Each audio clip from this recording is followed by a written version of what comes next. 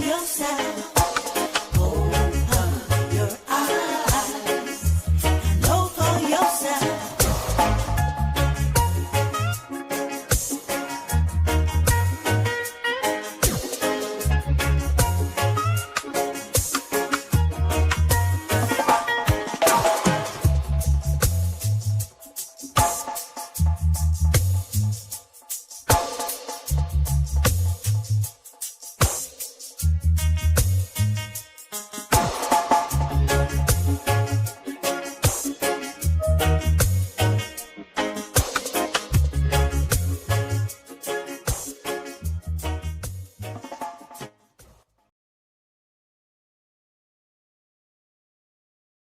Jamaica Legal Defense Foundation and its global supporters cordially invite Jamaicans abroad and abroad to its inaugural Reconnection on June 21st, 2025 at the Ranny Williams Entertainment Center in Kingston, Jamaica. Bring your entire family for a day of food, fun, entertainment, and information. Get an understanding of the Constitution and the skills necessary to exercise your rights and your civic responsibilities as Jamaican citizens. You can't afford to miss this inaugural Reconnection rally, June 21st in Kingston. Tune in for further information and updates to Reason with Rattigan on YouTube and reggaeglobalradio.com, Saturdays at 3 p.m. New York time and at 2 p.m. in Jamaica. See for yourself.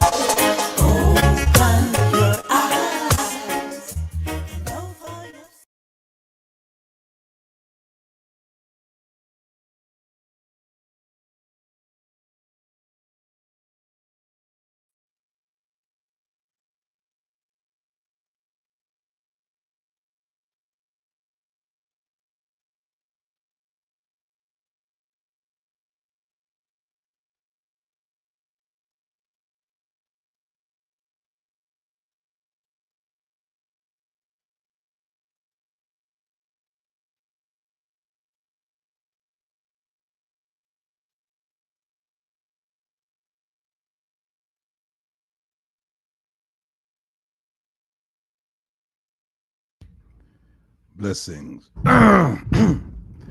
Testing, mic, 1, 2, 3, microphone, mic check, mic check, mic check. My people, can you hear me? Can you hear me? Can you hear me?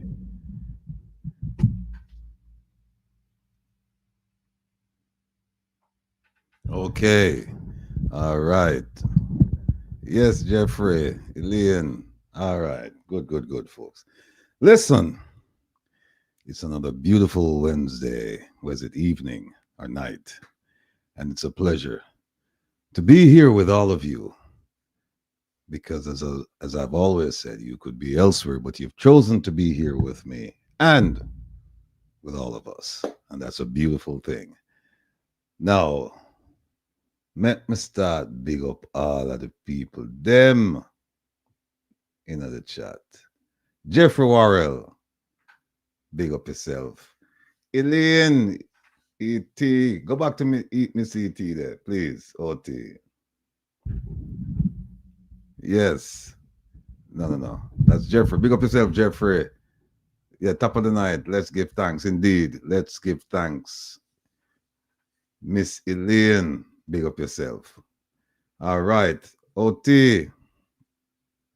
Beverly, kindness Wednesday to you, Mr. Maximum respect. Likewise. Opal. Opal. But just come off of the phone with Bobby, you know. Just come off of the phone with Bobby. Never tell him say you're there. Never call him during the show, make him know say you're there. Opal, big up yourself. From long time. Stay so. Blessings. All right. Carla Banks. Yes. Good night. Bless up. Hey, Norman Montague, aka Laps Coachy. I won't tell you how him get the name when I have to go figure that one out. When I don't see him, ask him. Blessings, my brethren. Daglish, bless up. You and the family as well. Merle. The wonderful girl. Big up yourself, Merle. Marva Dice. Good night. Good night to you. Cecile Phillips, good night. Good night.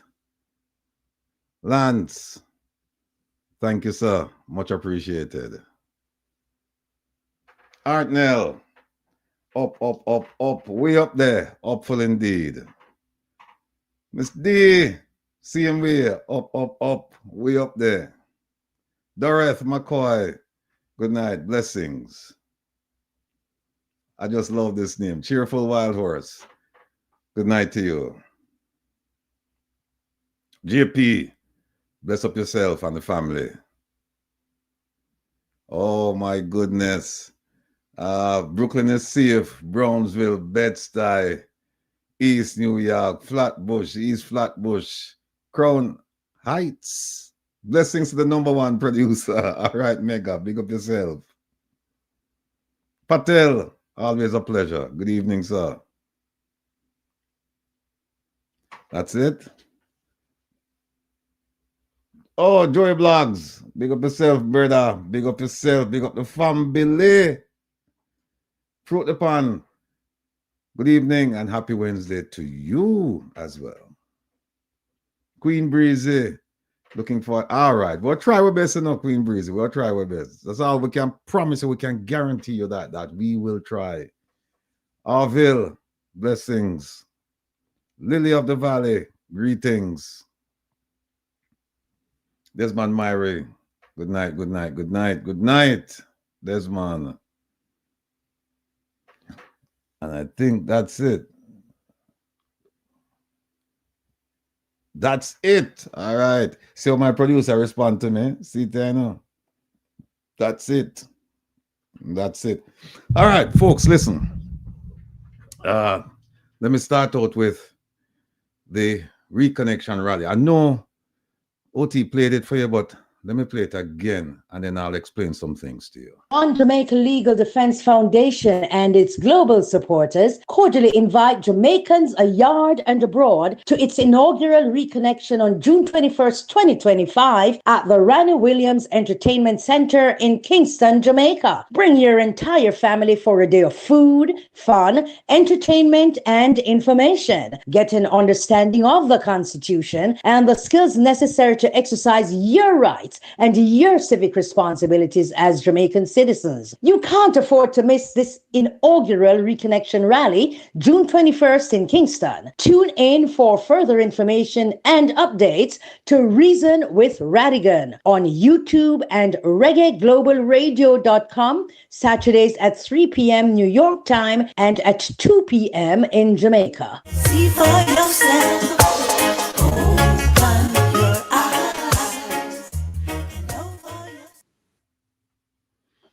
So, let's talk about the rally. We are still asking for donations. We're still asking for assistance, cash and in kind.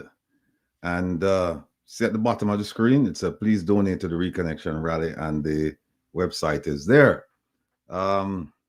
We've spent the last week, 2 weeks, just hitting the ground,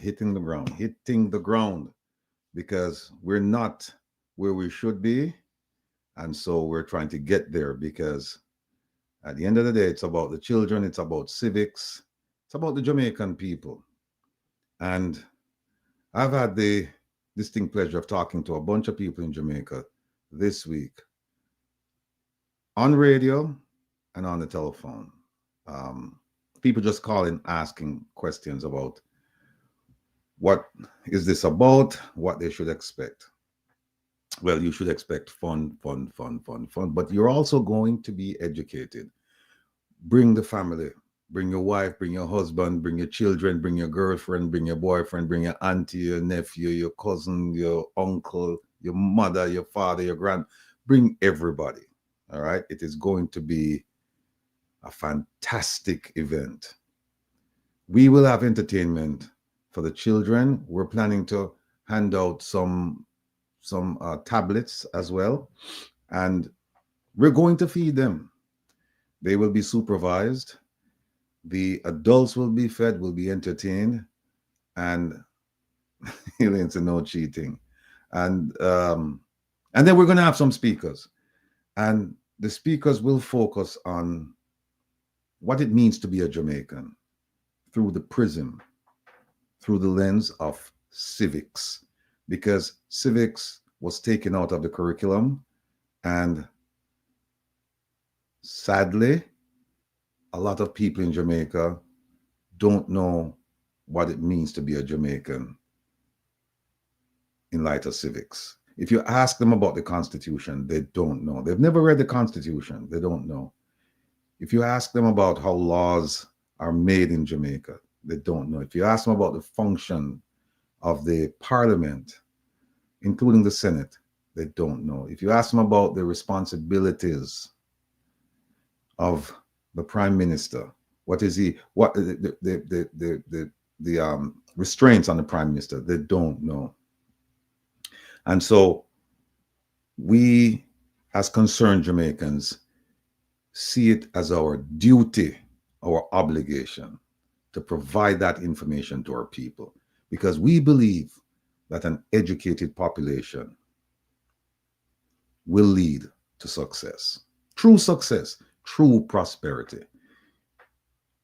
I'm sure some of you saw the report coming out of the Pembroke Hall, I think it's high school, this week. 70% of the 9th graders, I believe they're 9th graders, can't read above the 3rd grade. Can't read. And if you can't read, what else can't you do? You can't understand. You can't comprehend if you can't read. Or shouldn't say you cannot, it's difficult. And what do you think will happen to those children if there's not immediate attention to the problem? Jamaica is suffering. Jamaica is bleeding. And this is our attempt to stop the bleeding. This is our attempt to forget about the entertainment part. This is our attempt to educate our people. And if one person should walk away on the 21st of June, knowing what it means to be a Jamaican in the light of civics, then we can call the event a success. We can call the event a success, if only one person. And we are trying our level best to make sure that it's more than one person. But you know how it is?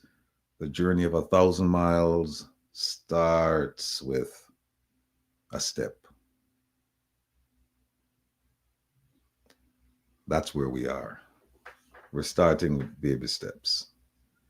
So OT, push it up again, and I guess she wants me to read it this time. And it's: the OJLDF and its supporters cordially invite you to the inaugural Reconnection Rally to be held at the Ronnie Williams Entertainment Center, Saturday, June 21st. It's not this Saturday, it's the following Saturday, because last night I was on a program where a gentleman thought it was going to be held this Saturday. And we have their free entry, but everything is... Somebody wrote to me and said, don't say free, say it's on the house. Okay, it's on the house. But you're not expected to pay for entry, for entertainment, for education. You won't be charged for any of those things. But people, we need you now to start making some donation. And before we come off tonight, we hope that we can look in the account and see that monies have been placed in there during this program.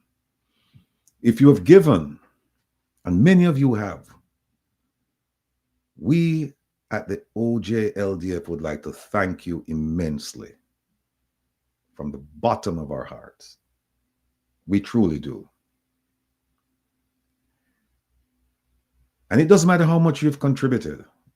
If it's $5 or $1,500, the appreciation is at the same level. If you haven't made a contribution, we're imploring you, we're asking you to make that contribution tonight. With your help, this event will be even more successful than we anticipate. But we can only do it with you. So we're asking you,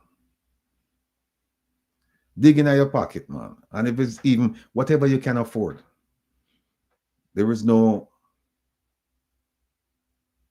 what do you call it? No, we don't have a particular figure in mind that we're saying that then this is what you suggested. We don't have anything suggested at this point. We're saying whatever you can afford,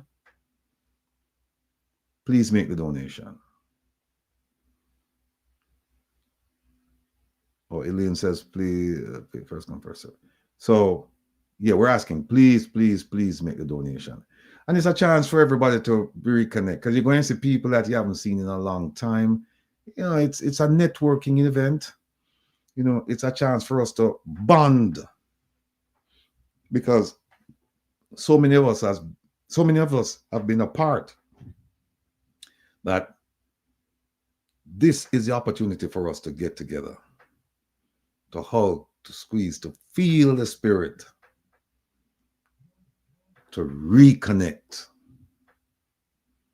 See what Paul put, I think nothing too small will be, as if I say, nothing too small will be denied. Nothing. I mean,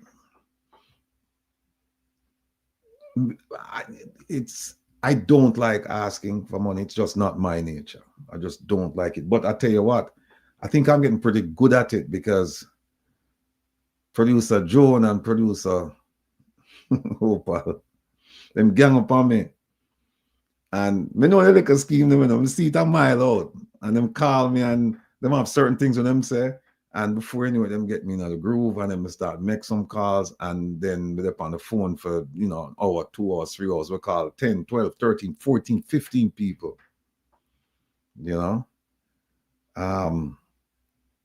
And today was a good day. I called some people I haven't spoken to in a while, and they were very generous. They were very generous. Hula, big up yourself. Bobby, big up yourself. Sammy, big up yourself. So, yeah, Elaine said she lost them. Yeah, but it's just not. I find it difficult to do. But like I said, I'm becoming better at it because of these two women. You know, they call me and they say, hey, you know, blah blah blah, and you know, they say certain words to me and it trigger me off, and they know how to pull. They know how to push and pull the levers. You know. So I want to thank both of them for that. But again, folks, please, please, please go ahead and make the contribution. And I'm going to be saying it all night tonight, and I'm going to be saying it all day and night on Saturday. Also, don't forget this. The Magnitsky Petition. I don't know how many of you have signed. Opa, maybe, OT, maybe you can find out and let me know. Reggae girl, big up yourself. Walk like a champion. Stay so. You can let me know how many people signed the Magnitsky Petition, because people, you know,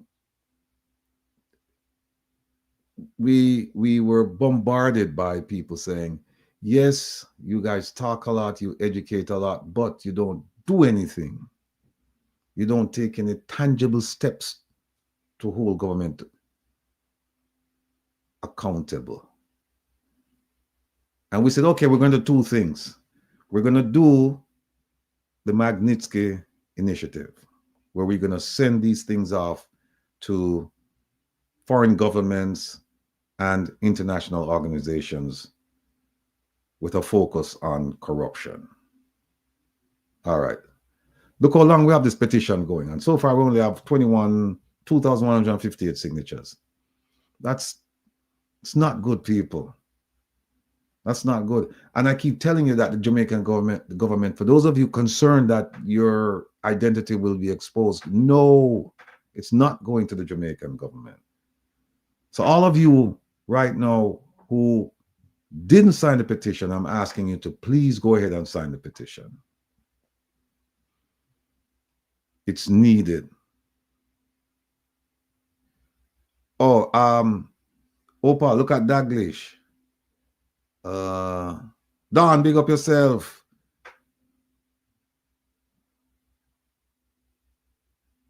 Oh, Sharon Duncan. Oh, yeah, Sharon. Yeah. No, Sharon, but here's what you do. Just leave people like that alone. Look, they're looking for likes, and they would like to distract everybody from what's going on, and start giving you things their own opinion, even though they have been provided with the facts.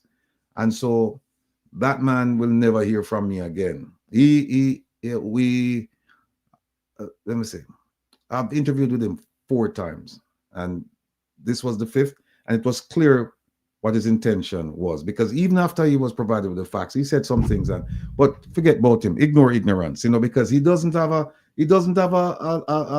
platform to speak of, and so he's trying to make a name for himself. And these are things that will happen. So you just, and look, everybody's entitled to their opinion,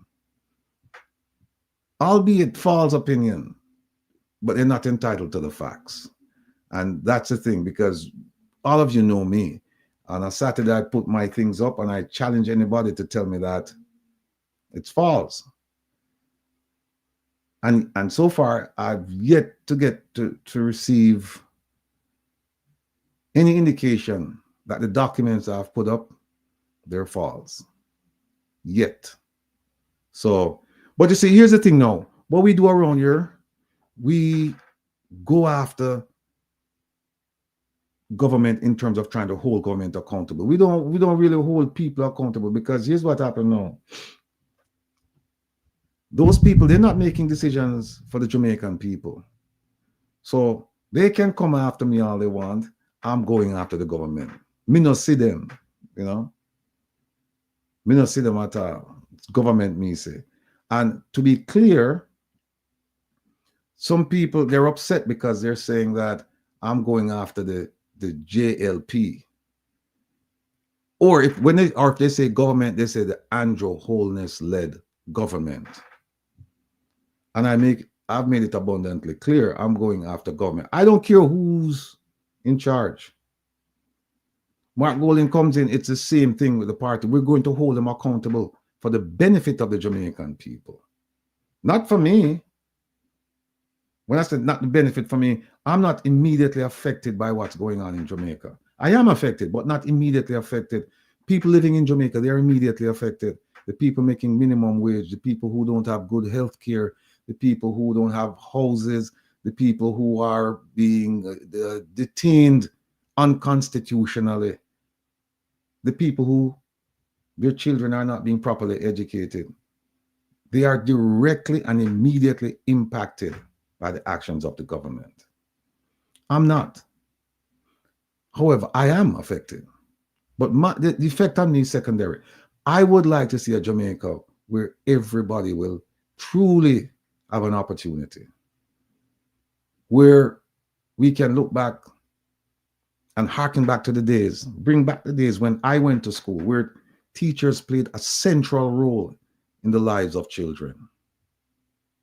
I remember when I was going to high school and I was getting ready to take my O-level exams, and my teacher, Mr. Robin Grant, he drove from Middlebrook, come down to Waterhouse to speak to my father. And we didn't have enough money to pay for the exams, and he helped to pay for my exams.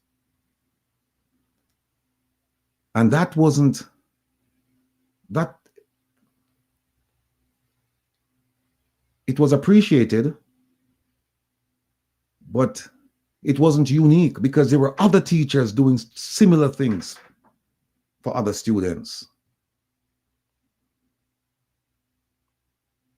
That era is gone, and we're trying to bring that back. We're trying to bring it back where teachers are paid what they should really be paid. We're trying to bring it back when teachers look to a future in Jamaica and not outside Jamaica. That's what we're about. And if all of the people there could just look at it in that light and said, okay, we're trying to hold government accountable. And some people, they have it wrong. When you say you're holding government accountable, they think that you're calling for the destruction and this and that. No. Personally, when I try to hold government accountable, it is to say you promised these things, or you're supposed to be doing these things and you're not. Do a course correction. Start doing these things. But see, government is not like that. This government is not like that. And I don't know if any government is any different, but this government looks at it as a challenge. They look at it as who the hell he thinks he is. Because we've been doing these things for as far back as we can remember, and we're not going to change because of him. And as I've said before, one of the things that I have a lot of is time. And I'm not dissuaded by the unkind remarks, the slurs. I'm not dissuaded by that because I have a single-minded focus, and that is on the people of Jamaica. That's where my focus is, the people of Jamaica. So we ignore ignorance, you know, and you know, Bob Marley said, in the abundance of water, the fool is thirsty. And so sometimes with some people, no matter how much you present the facts to them, they won't see them. And so I say to you, don't waste your time on those people. You present the facts and you move on. Don't argue with them. Life is too precious. Life is too short. Don't burn your calories. Don't waste your energy on those kinds of relationships. You know, you just do your thing and move on. You spread the word, and somebody wants to grab onto it, then that's fine. Somebody wants to reject it, then that's fine too, but you've done your job. Okay, so Maxine Beecher, the reason why more people are signing is because they simply can't get through. It's hard, and some people trying to sign with me last second. We just couldn't. Opal, can you help with that with Maxine? Because I'd hate to think that it is because of a technical glitch that people cannot sign. Yeah. Mega, I know you stand with me, my brother. No, man, take your time and patience. Yes. All right, people, there's so many things going on in Jamaica. I just want to big up to Opal again. I haven't seen Opal in, I don't know, decades. There's so many things going on in Jamaica. Jamaica is content rich. You don't have to look too far, too hard to find something. And I mean, particularly over the last several weeks, it just seems as if everything is just coming to a head. You know, it's just one scandal after another, after another, after another, never ending. You notice there's some good news. And this is for all of the naysayers. There is good news coming out of Jamaica, but guess what? It's not being publicized because there is bad news offsetting it. So the government hasn't rolled it out with a lot of fanfare. And that is the minimum wage went up, I think last week, went up from 15,000 Jamaican dollars to 16,000 Jamaican dollars. And you don't hear much about it. You really don't. One of the reasons why you don't hear much about it is because of the exchange rate. The exchange rate now is 160 Jamaican dollars to one American dollar. It was 158 for a long time. So that $1,000 that you're supposed to receive, gone. And people remember this, minimum wage is essentially the government telling private industry and private employers that this is the minimum you must pay your employees. It's a minimum. And here's what a lot of the employers will do. They will tell you, don't work 5 days. We can't afford it for 5 days. Come and work 3 days or 4 days, and they pay them $1,200 or they pay them $1,500. But they expect you to do 5 days worth of work. So you're going back on the plantation. That is what we're doing to our own.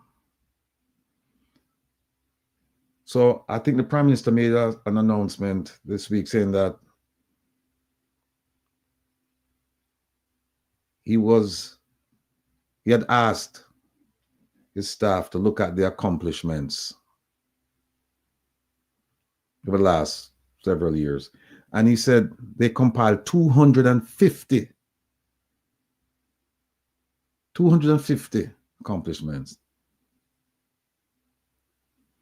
I haven't seen them. But here's what I can tell you. What I can tell you is that is a fraction of what he promised to do. And so people will revel at the idea that 250 things were done. But it's a distraction. What they need to do is look and say, well, wait a minute. For example, just say, wait a minute. He promised us 1,000 things since 2016. So if he accomplished 250, 750 remain unaccomplished. Where are they? And that's it, people. See, it's a matter of focus and it's a matter of spin. How the news is presented.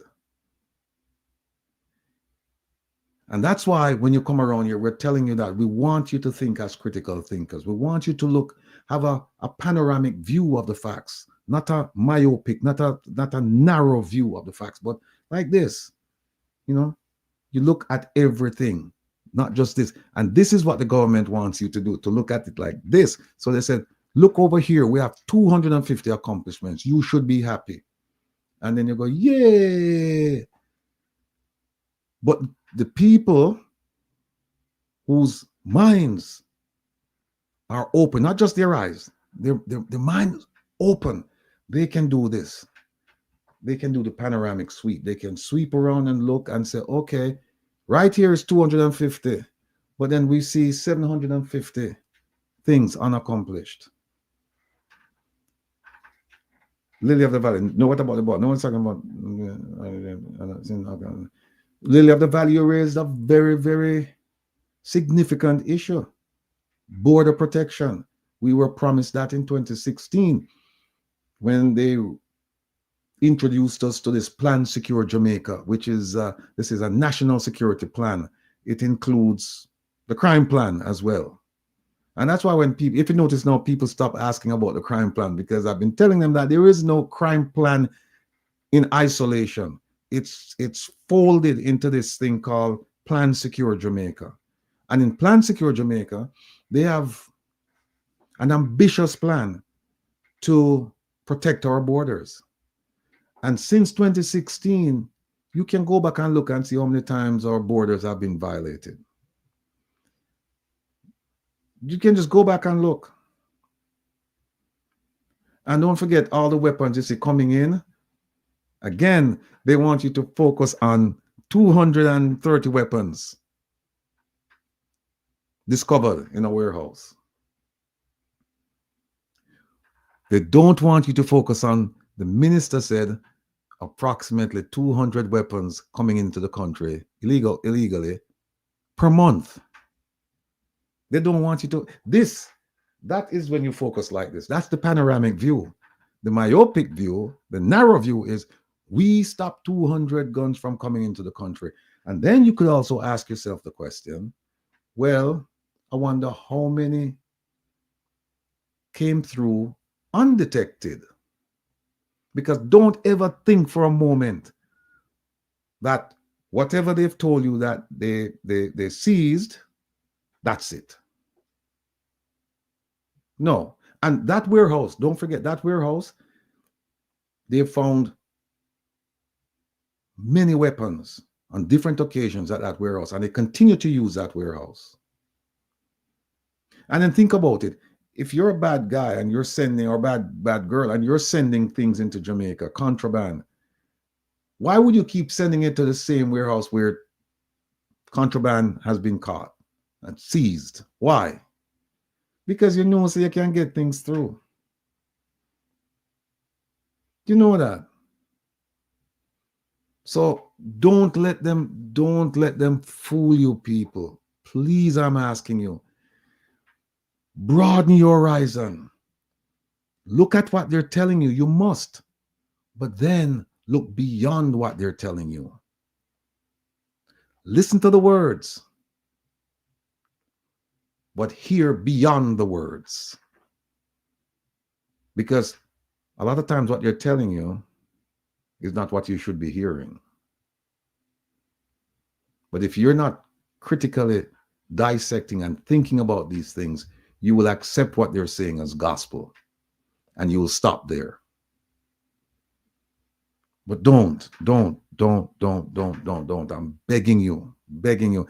And for those of you on the program now, if you don't watch us on Saturdays, I urge you to watch us on Saturdays, because we usually start out the program with a segment called Interview and Interrogation Techniques, and we show you how to ask questions, how not to ask questions, how to prepare, essentially. And then we give you examples. There is in South Africa, they have a couple of oversight committees right now. They're not like the Jamaican oversight committees. And these people, I mean, and they have similar problems like Jamaica, economic, crime, and otherwise. But they're trying. And they're exposing corruption. We are not. We're finding out about corruption. Government is not exposing corruption. And so we're in a terrible, terrible state. And I see my role. People ask me, well, why are you doing this? What's your role? My role is to convey the benefit of my experience, my education, my contacts, my everything to the people of Jamaica, so that they can understand. They can utilize these skills, because I don't want to give you a fish. I want to teach you how to fish, so that you can do it on your own. And believe me, you can. You can. With knowledge comes confidence. Because when you're knowledgeable, believe me, and you walk into that room with your head held high and your chest out, nobody can talk to you. When you know who you are and your role in this world, nobody can talk to you. And when I say nobody can talk to you, I don't mean it in an arrogant way, meaning that people can't tell you things that are not true and you just go along like a trained seal. You know, and that's what a lot of people in Jamaica have become. They become trained SEALs. Trained in the sense that they are so used to getting information like this, narrow, myopic. And they don't think it through. And so when they tell them, like trained SEALs, balance the ball on your head, your nose, they do it. But if you would start with some simple questions, who, when, why, what, how, you're well on your way. It's much simpler than you think. But it takes courage, it takes conviction. And once you achieve those things, once you've displayed those things, then your confidence level builds up. And so you're not afraid. You're not afraid of doing the research. You're not afraid of doing the analysis. And you're not afraid of interviewing or interrogating people. That is my goal. And I remain firm and I remain committed to it. Now, the drill, we keep drilling, we keep drilling, we keep drilling, we keep drilling. This Saturday, you must tune in. We didn't get to it last week because we had such a rich program, as usual, that we just didn't have time to do it justice. But this week, we are going to look at the drill situation again. And I promise you this, we're going to look at it from an angle that most people have not even thought about. Part of it is because we have some documents to show you. And we're going to go through them methodically. We're going to go through them slowly because we don't want to lose anyone. We want, when we're finished, that you can walk away from the program and say, now I know what this drill thing is all about. That's our hope, that people are going to walk away saying, yes, I'm now able to explain to my neighbor, my friend, my relative about this drill. And then when you go to the bar, or you go to the supermarket, or you go to the market, or you go to church, or wherever you go, and the conversation should come up, you are now able to teach the people around you what's going on.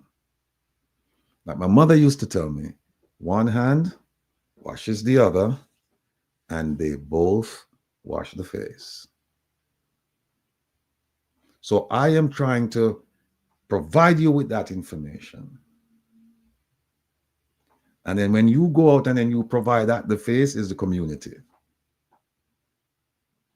We can enlighten the community. So that's where we are with the drill thing. You're gonna be surprised, and you're gonna see. When I say surprised, the surprise is if I said to you, yeah, the whole of them are thief, and you say, yeah, you were not surprised. But when I show you the documents, you're really gonna be surprised. When you pay attention to what's on the paper, that's when you're really surprised. But if I just tell you that, yeah, them overcharge for the drill, you'll just say it's par for the course. Yeah, the whole of them are thief. Yeah, the whole of them do it. Yeah, we didn't know that. Oh. But when I show you the document and say, look, here's the document. Now here's what they're claiming they paid for it. And there's a problem here. And then when we go through the lawsuit and we show you elements within the lawsuit that don't match up, they don't add up. And then also you watch the program so you can screenshot the document. So you're in for a treat this Saturday. All right. So tune in early.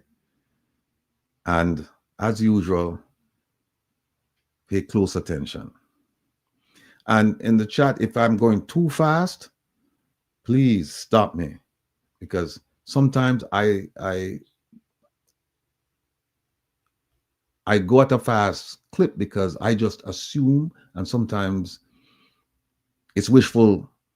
It's just wishful thinking that everybody's on this, is at the same place, but everybody's not at the same place because some of you joined late, and so you didn't see the introduction, and so once I start, then you have to say go back. But please feel free, stop me and tell me go back. Not a problem.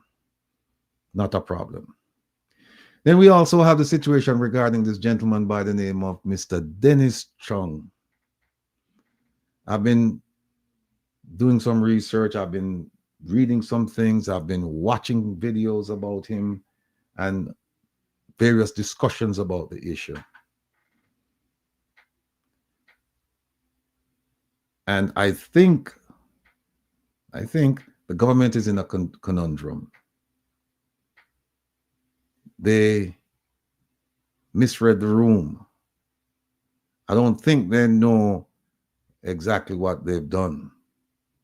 Or better yet, I don't think they anticipated what's happening now. They didn't.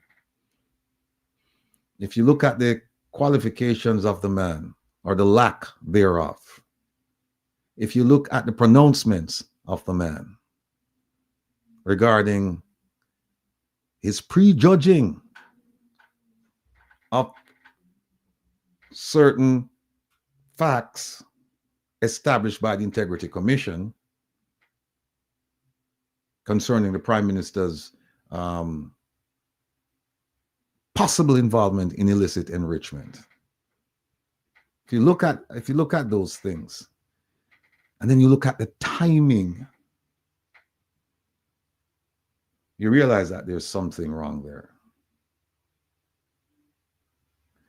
But here's, I was thinking about it, talking to some friends of mine today, and here is something that came up. The opposition is now demonstrating, or at least they've demonstrated twice, regarding the appointment of Mr. Dennis Chung.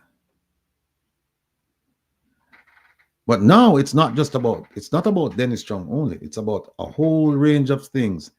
And Dennis Chung is just one of those things, maybe the biggest factor, but then other things are coming on. So here's how I see it.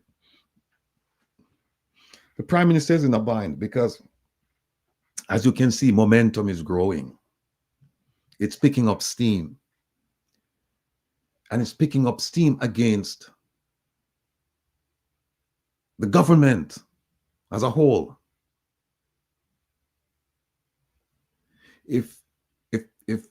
So here's a quandary. If you remove Mr. Dennis Chung, or if he's removed, whether voluntarily or by government edict, whatever, if he's removed, then the lifeline for the Prime Minister is gone. And so it won't become as much of an issue when there's a demonstration.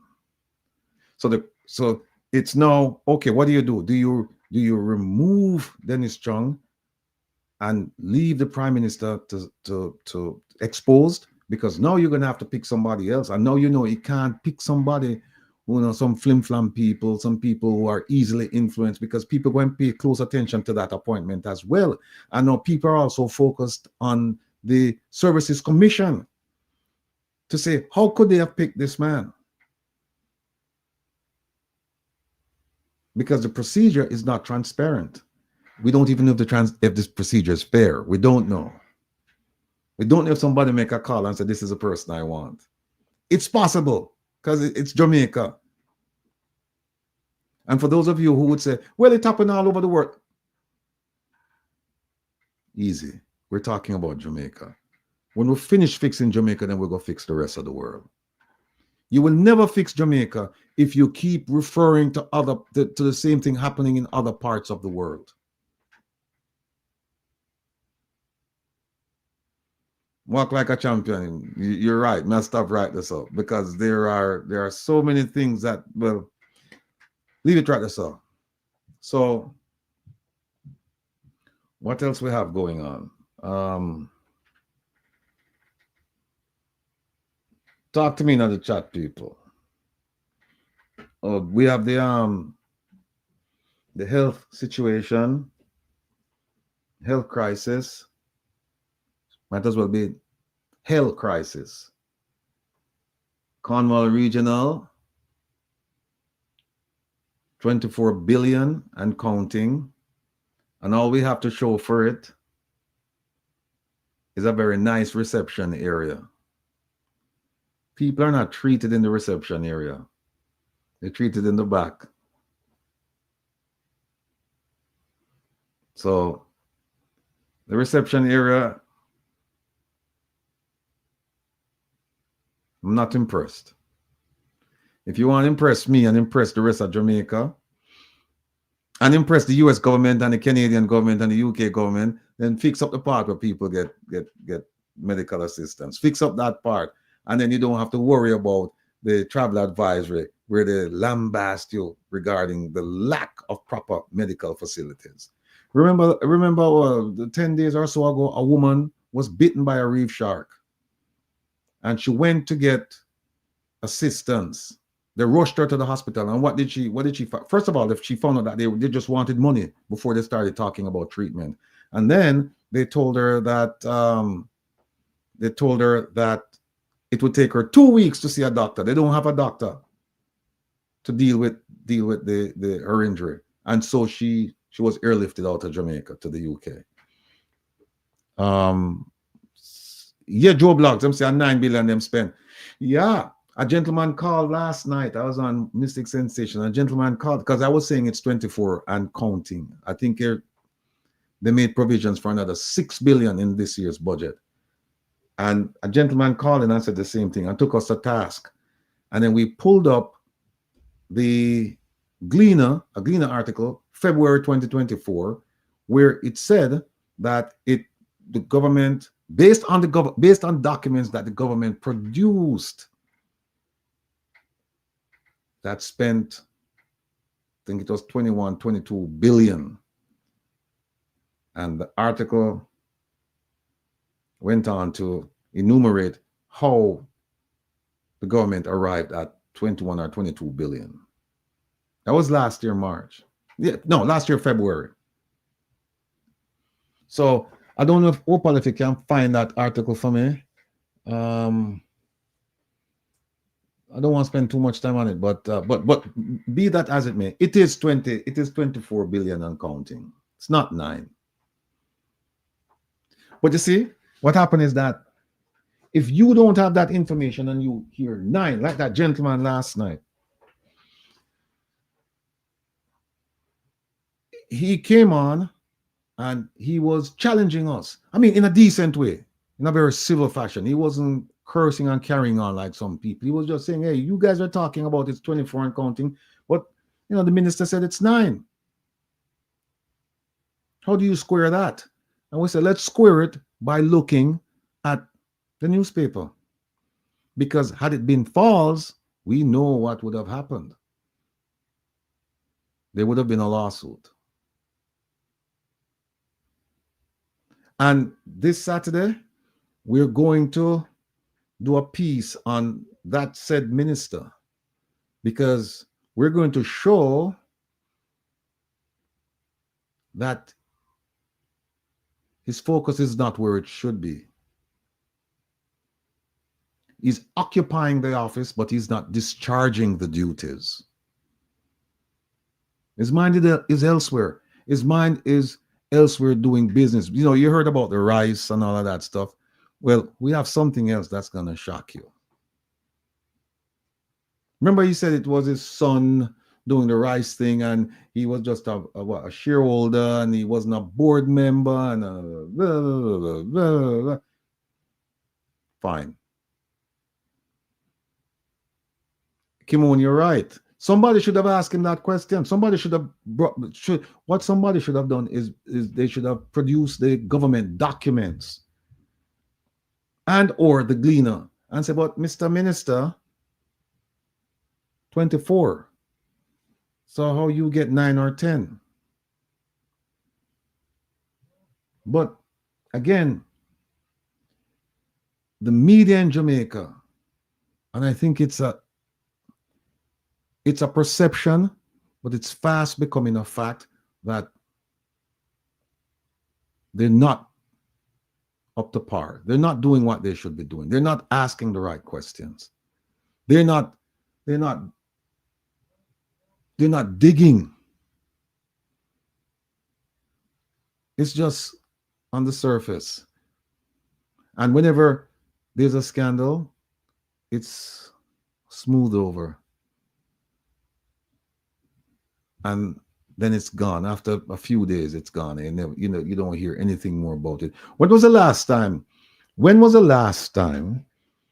you heard about the Ian Fleming airport and the seizure of cocaine out there, or the fine, seizure, fine, whichever term you want to use? When was the last time you heard anything about that? Remember that the gentleman in charge of the investigation, Mr. Fitzbailey, he said that they're on the verge of making arrest. Tell me if anyone has been arrested. And have you heard anybody bringing that story up? No. And that's just one. There are many, many, many, many, many stories. They get reported in a half-baked way. There is no depth to the stories. And then they're soon forgotten. And they're soon forgotten by whom? By us.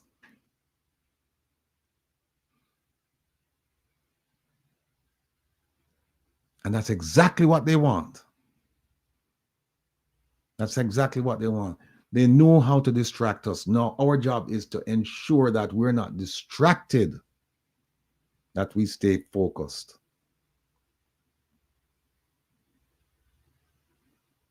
And until we do that, they're going to continue doing what they want to do, because they're going to feel as if there are no guardrails. So how dare you? So the first time you put up guardrails, there's resistance. But once they see that you're resolved to the cause, then they'll have no choice but to comply with your request. It's going to take time. It's going to take courage. But it can and it will happen. As Jeanette Calder says, we have to view our role. And that's why civics is so important. We have to view our role in the governance structure as a voter, which means you have one responsibility every 4 to 5 years. Dip your finger in the ink. But then there are other responsibilities that you must attend to on a regular basis, not the 4 to 5 year time period. Because if you see yourself as a financier, as an owner, as an employer of government resources and government officials, then it's another world. It's a whole new world. And I'm reminded that it is easier to fool people than it is to convince them that they have been fooled. It is easier to fool people than it is to convince them that they have been fooled. And that's what's going on. We've been fooled for decades. At least this generation, fooled. And so when you come up and you try to explain to them that, listen, stop, look, think, analyze. Even when they are shown the right path, They will not stray from the path of destruction that they have been, that the path of destruction that has been chosen for them. They will not. But you can't give up. When I say they will not, there'll be initial resistance. Some will come, many will not. But you still work at it. You keep kicking at that door. It will break down one day. And when I say keep kicking at the door, we don't talk about violence around here. We talk about opening the mind so that people can understand what's going on. We hear stories about, one gentleman said to me the other night, he said, oh, you don't give credit where credit is due. You don't give the government it's due, blah, blah, blah, blah, blah. And I said to him, the government has its own machinery to do that. The government has the GIS, plus the government has ministers, PR people, bloggers, minions. They have established a machinery to advocate for them. Who is advocating for the people? When the government fails to do what it's charged to do, who is there to hold them accountable? GIS is not going to hold the government accountable. Go back and look at all the GIS press reports and tell me if you've ever seen one that's critical of the government. You won't. You won't. And that is one of the difficulties in dealing with government. But this government, one of the difficulties is that even when they're caught with their hand in the cookie jar, they will tell you it's not my hand. Even when you clamp down upon them with them hand in the cookie jar and say, no, it's not my hand. That is how barefaced these people are. That they will try to convince you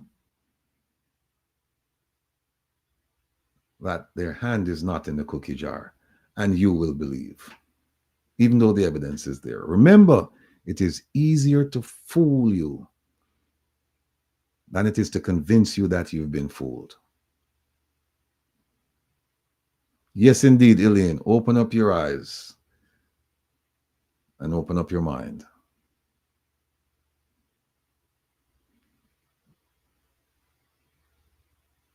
So we have to pay attention, people. So the gentleman came out and he made a statement. He said, the government has the country is enjoying the lowest unemployment rate in the history of Jamaica. And I listened to him. And this is a man who is supposed to have his faculties together. This is a man who's supposed to be a bright person. And I use the word supposed, because I had to stop him and I said to him, sir, you are absolutely incorrect. And he took me to task. And I had to explain to him, I said, listen, here's what I'll do. I will send you an interview between Mr. Cliff Hughes and Mr. Brooks and the lady who runs Statin. And I said, I will send you the interview so that you can listen for yourself. Because in January of 2024, Statin, the government of Jamaica, they started using a different methodology to determine the unemployment rate. And the lady made it abundantly clear to Mr. Cliff Hughes, who tried to get her to say that it was the lowest unemployment in the history of Jamaica.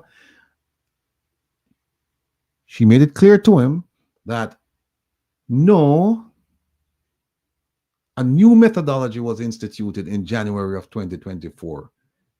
And therefore, the only thing you can do at this point going forward is to compare the unemployment rate now with the unemployment rate from 2024 going forward, from January 2024. But you can't go beyond January 2024 because it's a different methodology. So it's like apples and oranges. For example, before January 2024, you were considered unemployed if you weren't working, you were of working age, you're not working, essentially. After December 2023, starting January 2024, the first quarter, the methodology changed. And what the methodology they used at that point was, if you're not working and you're not looking for work, you're not considered unemployed. Because to be considered unemployed, you must not be working and actively looking for a job.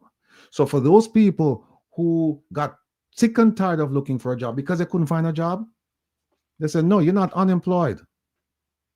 So those people didn't get measured as unemployed. Previously, they would be considered unemployed. But now they put them in another category. So I sent this to the gentleman.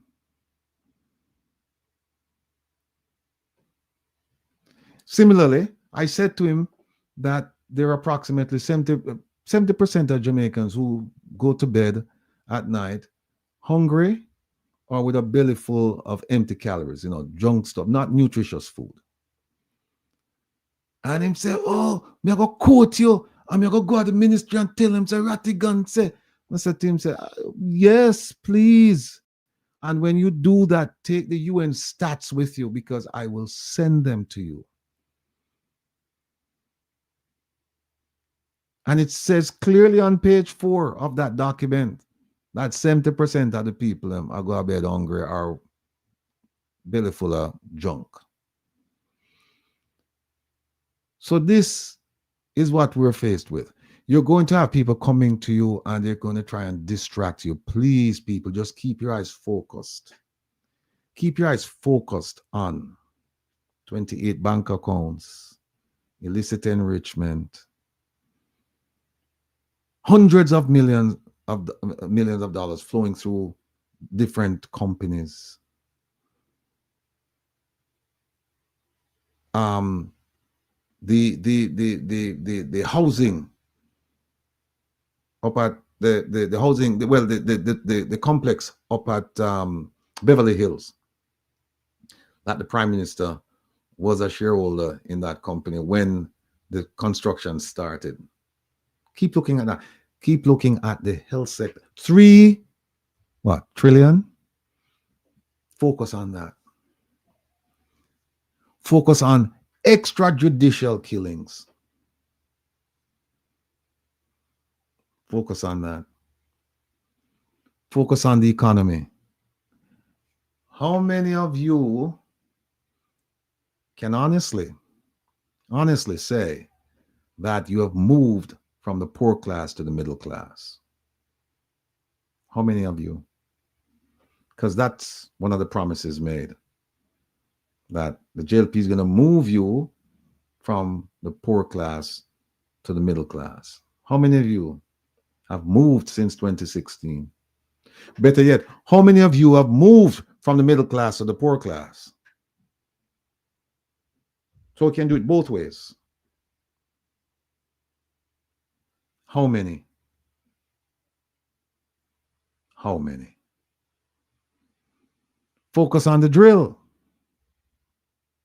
And these are issues. These issues I'm raising right now, they're not confined to a political party. These issues affect you if you're a Jamaican living in Jamaica. It doesn't matter your political affiliation, your religious denomination, your economic station in life. It doesn't matter. Beach access. This Prime Minister can change that so that everybody can have access to the beaches in Jamaica.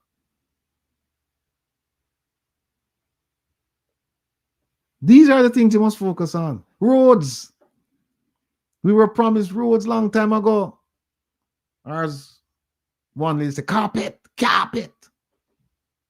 And then one rainstorm, carpet mash up. Education. Don't talk about the amount of money them thief from over there, son. Housing, we were promised a whole bunch of housing. How many have we received? A housing development, informal housing development, established by poor people, bulldozed. Why? Because they said there are criminals living over there and operating there. And then a few days later, Prime Minister said, no, these are good, hardworking, decent people, and I'm promising to give you good, strong, durable, outstanding housing. Keep that in mind. Water, 2016, 2020, and beyond. How many of you living in rural areas have water? And I still ask the question, that desalination plant located in Moses Lake, how many of you know where that is? How many of you have visited that desalination plant? And they promised that they were going to build desalination plants along the coastline. That would solve Jamaica's problems as far as clean drinking water. How many? How many? How many of you remember that?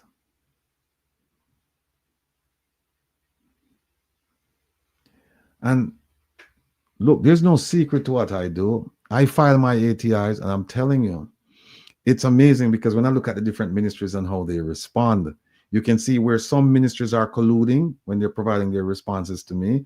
And you can see that some ministries, they're outliers. They're over here and they're responding to me in a different way than these ministries right here. And they play games with me. They play the delay game. They wait. They're supposed to tell you within 30 days. They're supposed to acknowledge receipt of your ATI within 30 days and then provide you an answer within that same 30-day period. And some of them, what they'll do is they'll hold on to the thing. I've had them hold on to the stuff for almost a year.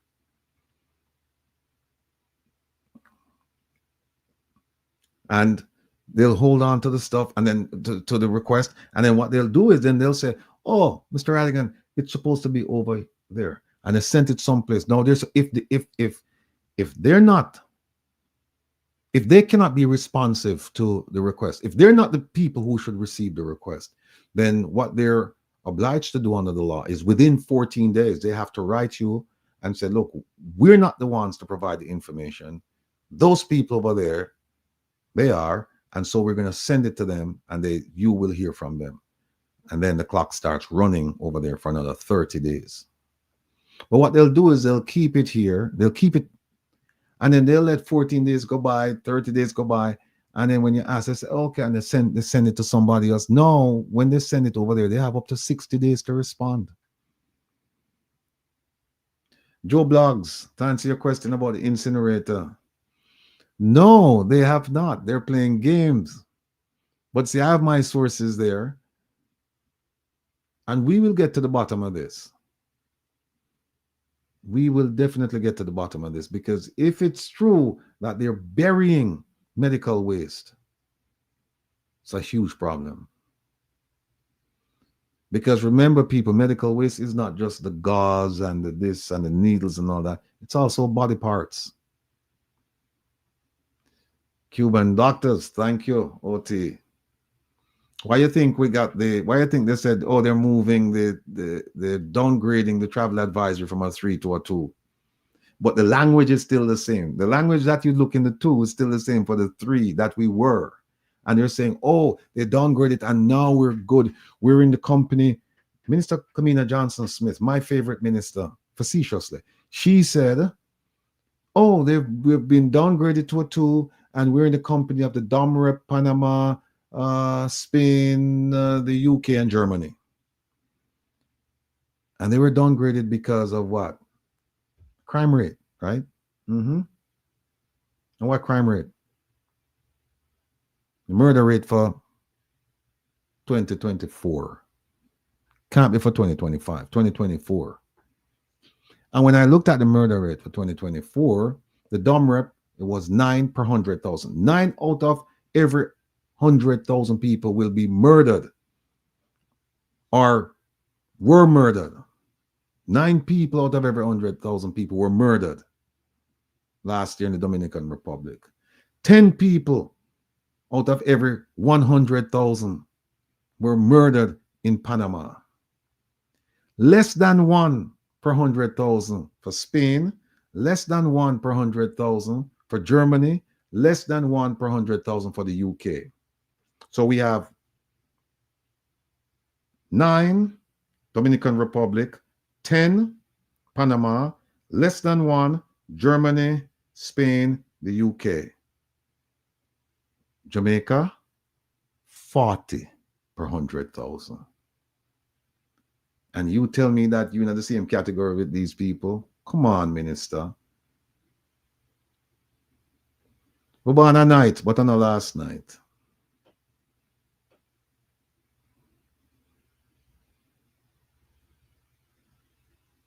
We look fool, but we're not fool.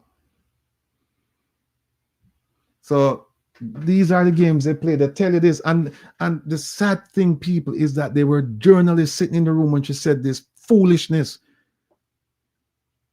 And mum's the word.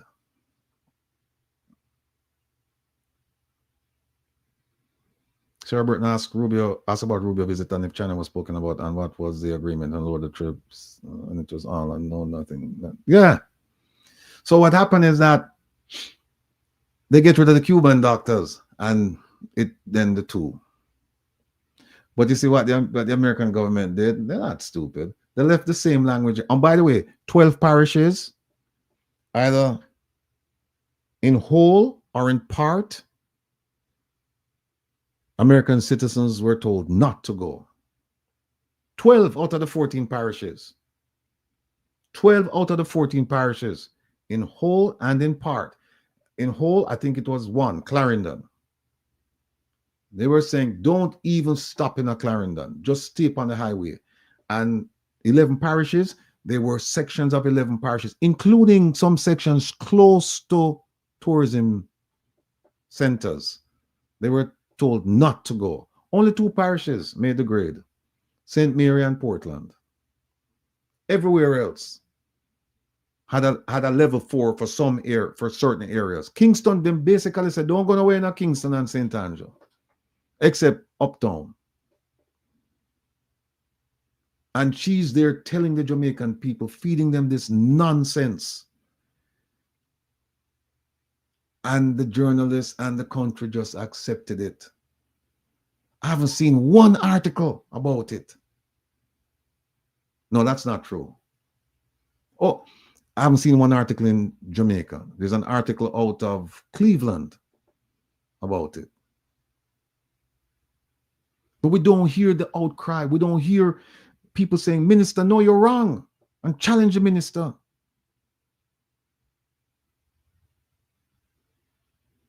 And see, that's why they will not come around here. They will not come around here. Why? Because Will is here. And will take them to task. Because remember, the first rule when you're dealing with these people and you're going to ask a question is that you know the answer before you ask the question. You know the answer before you ask the question. So they're not going to come around here because they know we're not carry on. No. What we are going to do, we are going to hold you accountable. And we're going to do it decently and intelligently. We're going to do it. So they're not coming around here. None of them. I call them, I write to them, and they're not coming, people. And that's why some people say, well, Rattigan program a PNP program because we're not seeing a JLP over there. I can show you the many text messages and emails I've sent to them. Kimo, no, I haven't heard anything about the Black Gold store pop up again. Maybe you can enlighten me about that. And Merle is right too. The guns have been coming in and no one's been arrested. How many times a year? Oh, they found a cache of weapons. They found this. They found that. And he said, okay, how many people were arrested? Nobody. Nobody. Nobody. So, people, I take pride in that, in saying that when they don't want to come around here, they come up with all kinds of excuses. They call me antagonist. They say that I'm trying to bring down the Andrew Holness. Look, if you're performing, I can't bring you down. You are going to bring yourself down. Oh, keep on the black gold, the oil. Yeah. Alpha, our source, is coming back not this Saturday, I believe the following Saturday or the Saturday after. And he's going to be talking more about REEs, rare earth elements in Jamaica, and how our government is just sitting there not knowing what to do with billions of US dollars worth of this material sitting there in the mud lakes. So, you know, that's where we are. What else we have going, people? I left my book upstairs now, but there's so much. So much. Maybe what hold on, fruit depend. What is plan or preference to receive the offer? Oh, okay. All right, fine. Fruit depend, thank you for that question. She came out and she said, oh, it's not 4,000 plus, it's 2,500 deportees coming, will be sent back to Jamaica. And she said, over a period of time, and that it has to be worked out with logistics. And people, don't, please. Anything that woman tell you, just take it with a grain of salt. Examine it carefully. Because when the US government decides to send people back to Jamaica, they're not going to coordinate and wait on Jamaica to say, well, we can't take 2,500 now, so send us 100, and then you send us 200. No. When they're ready, they're going to send a chartered plane with as many of them they can fit in and just land the plane and say, see your people, let me take them. And that's the end of the story. That's the end of the story. So when she's talking, and then she's talking about coming up with a committee now that will help to do this and help to do that, and blah, blah. And then at the same time they said, oh, this is nothing unique to the period, to know, because we've been receiving deportees in great numbers. So if you've been doing that, why now you going to have a committee, and you just said that they're coming over a period of time? Why you never have one prior for all the people who came? Why never have it at that time? Why no? And this goes to the very core of the operating plan of the Jamaican government. What do I mean by that? Reactive. It's not proactive. Something must happen and then them make a plan. They never look at emerging trends and emerging threats. They don't. Something must happen and then they say, we need to come up with a plan to deal with this. They are lazy. They are educated fools. They are criminals.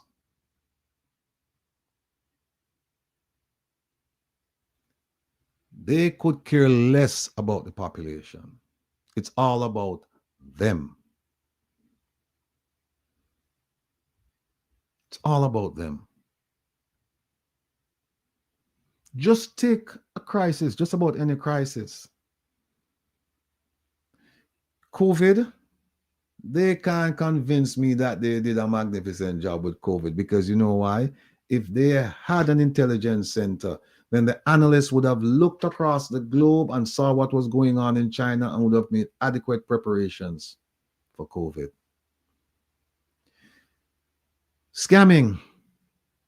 If they had an intelligence center, they would have looked across the globe and they would have seen what was going on and they would have made preparations. It was the US government who actually sent people to Jamaica and financed the unit that started looking into scamming. In fact, I'll tell you something. I voted for the plan to continue in Jamaica to stop scamming. I voted for it in Washington because there is a community of law enforcement agencies in Washington, and they meet at different times to talk about problems going on all over the world and what they're going to finance, what they're not going to finance. And my boss couldn't make it that day, and so I went and I voted for that for Jamaica, so that they could continue to fund the program. So, yeah, see, Rosalie Ricketts, these are some of the things. Again, we don't have anybody going down to companies' offices to look at registration, or with the registrar's office or the land title people. We don't have anybody doing that and connecting the dots. We don't have anybody doing it. Mocha is not doing it. Mocha is not doing it. And part of it is because we have become, to some degree, disillusioned about the whole process, and we have accepted what has been presented to us.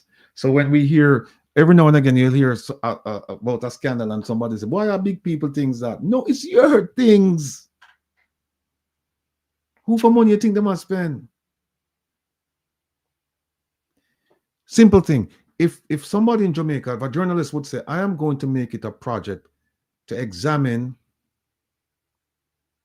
travel vouchers. See who's traveling, where, how much money is being spent, and the purpose of travel.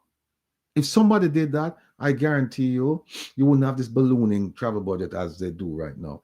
And as a result of what I did in a particular case, a government official, parliamentarian, came to the United States, and I heard he was here, and I called him. First thing he said to me was, I came in the Rattigan. I just want you to know I'm come here and me spend my own money for fly come here. Why? Because he knew I was looking into travel conducted by parliamentarians, some parliamentarians. But if you had a journalist who said, all right, I'm going to commit to doing this, or even, why is it that we don't have student journalists? Excuse me. Why is it we don't have student journalists doing something like this? Just say, okay, what we're going to do is we're going to look at, because that's easy. And then you'll see, if you start doing travel vouchers, you'll start seeing who's traveling where, with whom, what's the travel purpose, and most of all, the cost. Because now you're going to be looking at per diem. You're going to be looking at housing, food allowance, and also they're getting their salaries on top of this. You're going to see all of that. And then what you're going to see is you're going to see massive amount of abuse and waste. This is what we should be doing. But we're not. We just sit back and we accept what's been provided to us. And once you do that, it's over. They just continue doing it, and then it becomes a way of life. And nobody says anything, nobody does anything, and then everybody is doing it. If I want to put the kibosh on travel, all I have to do tonight is do an ATI and say, I want to see please provide documentation evidencing travel conducted by the minister and and officials within the ministry for the past year. And you see what happened. You send that to every ministry. And the whole thing shut down. Whole thing shut down. Because now you start looking at who's traveling where. And what you're going to find out is that there are people traveling to places that they have no business going to. But because the money I'm a linky, and me I go to Europe, let me linky come with me. We fly first class. We stay at the best hotels. We eat the best food. We have a great experience, and then we'll come back to Jamaica. Once you start asking about that, you're going to find that people will be upset. But we don't care. Similarly, if people would just go and look at the Auditor General's reports, plural, pick an agency and just look at her report, use JAM's summary of the missing or the unaccounted 3 trillion. Look at that, pick any one of them you want, go to the Auditor General's report and read that report. And I guarantee you it is going to be much more than originally thought. It's going to be much more. Look, I've been talking about this fertilizer. No, it's topical. People are talking about it. And they continue to talk about it. And I went and I looked at the Auditor General's report on the Moroccan fertilizer, which we're going to finish up this week. And you're going to find that that thing was just riddled with corruption, riddled with fraud, riddled with waste, riddled with abuse. Riddled with abuse. I mean, I'm going to show you stuff in that report that's going to make your head will spin like a gig.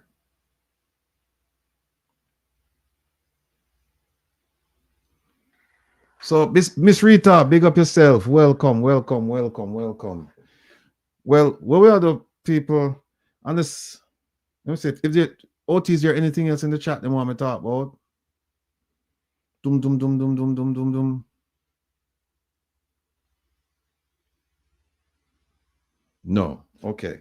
But before I open the phone line, I'm telling you, just go ahead, look at JAMP's reports, look at the Auditor General's reports, and look at the Integrity Commission's reports. Look at those three, go to those 3 websites, and you're gonna see some things, I'm telling you. And for the life of me, I cannot believe that the journalists in Jamaica, they haven't seized the moment to report on these things, these findings of facts. They haven't to the Jamaican people. And the only thing I can think of is either they're lazy or they're fearful, or it's a combination of both. Or some people say, them get paid.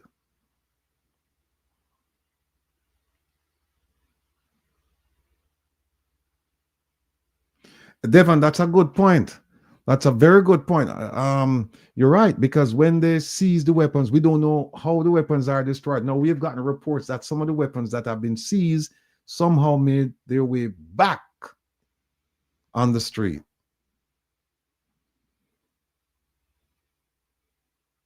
You know what, Devon? That's a good ATI. My ambassadors, I'm known in the chat.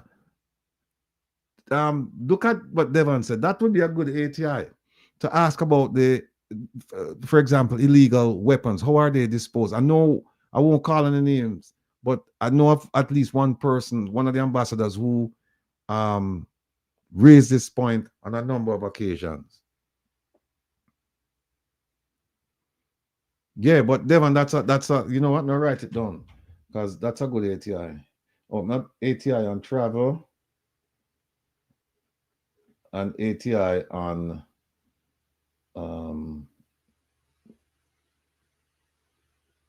how illegal weapons are disposed.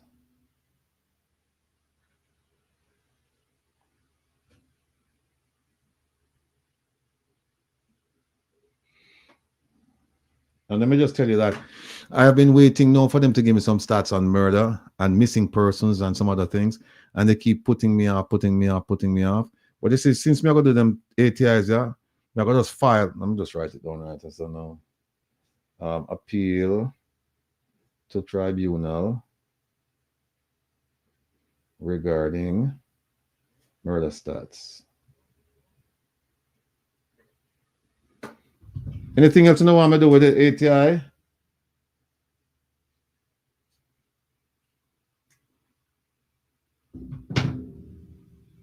Ballistic report on seized weapon. Yeah, that would go into the one that Devon just mentioned. Cover on the unalive. Yes, Elaine, that's the one I'm waiting on. I'm gonna file an appeal. I'm gonna call the gentleman who's responsible for this tomorrow. And if I don't get it, I'm just gonna let him know that by close of business, if I don't get it, tomorrow's Thursday. On Friday morning, I'm filing an appeal.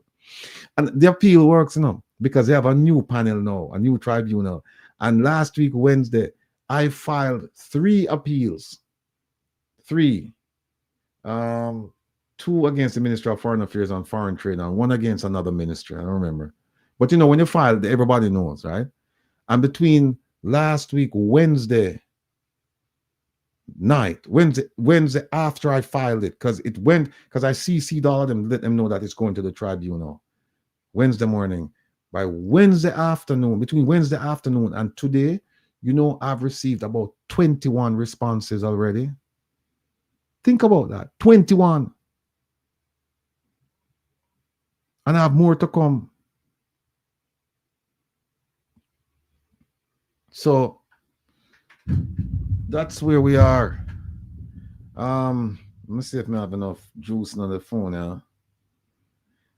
Dr. Ben is not here. Somebody was asking if Dr. Ben was going to join us, and I think OT said yes, but he was having some difficulty with a signal, and he would join us as soon as he's able to. So far, he has not been able to join us, and that's okay. Dr. Ben, big up yourself. Carlton Robinson. Okay, how many gun seasons? Oh, Joe Blogs. That's another for Cuba. Well, if you want to ask that, Joe Blogs, or if you want, or if you're so inclined, you might want to ask a question on ATI. There's another question. Oh, Carlton says, why was the major qualifying factor removed from the list of requirements for the FIT CTD? Good question, Carlton.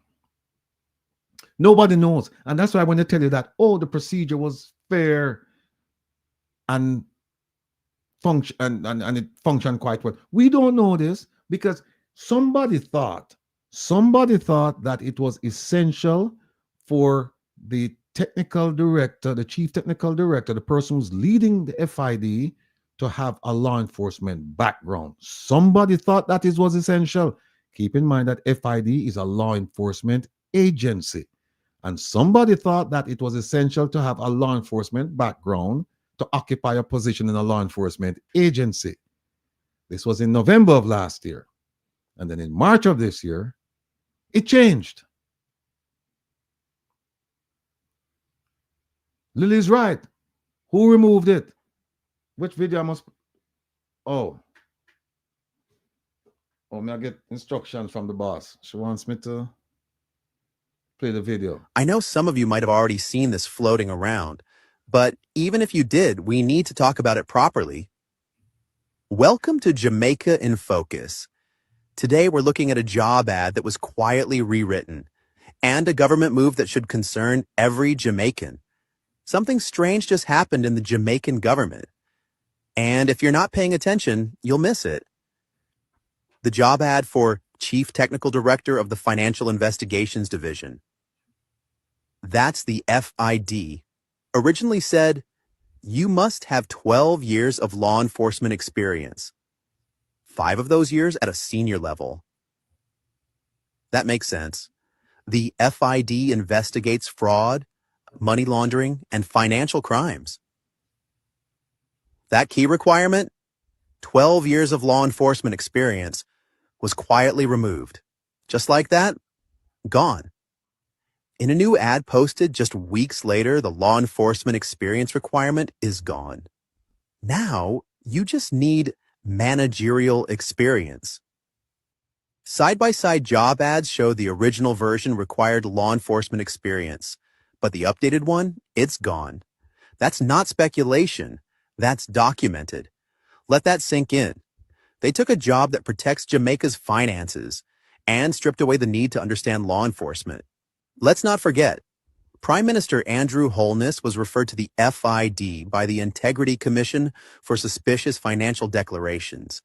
Yes, that's right. The very same FID that will have to investigate him.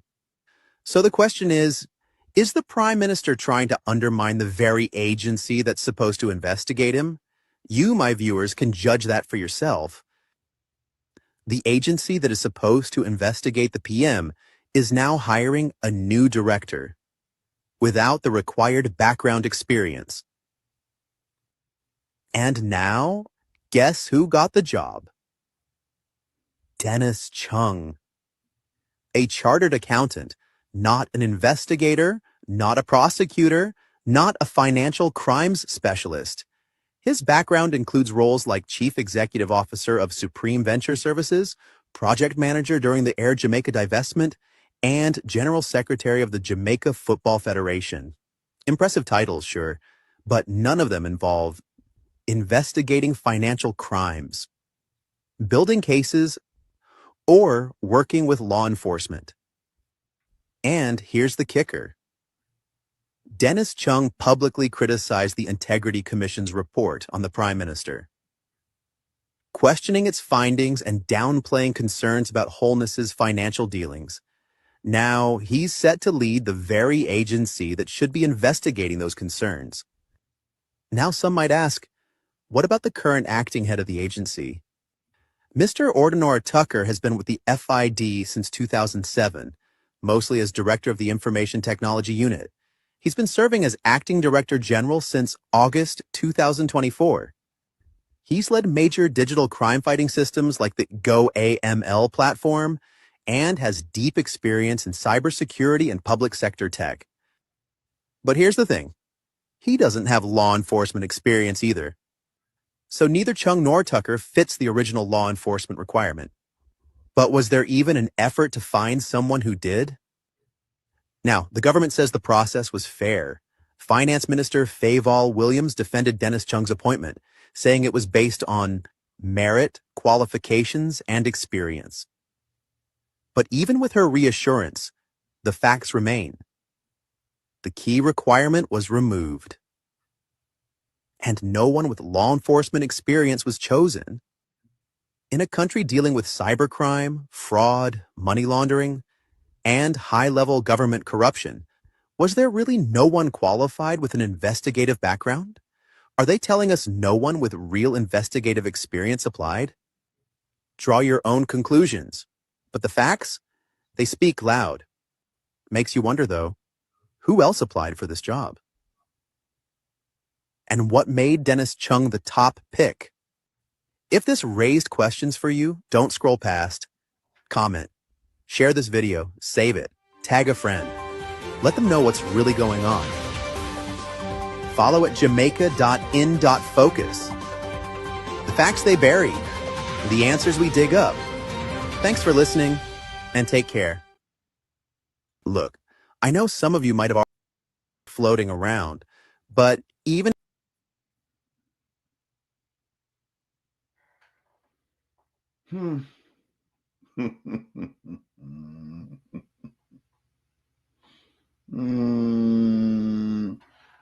People, the phone line is open.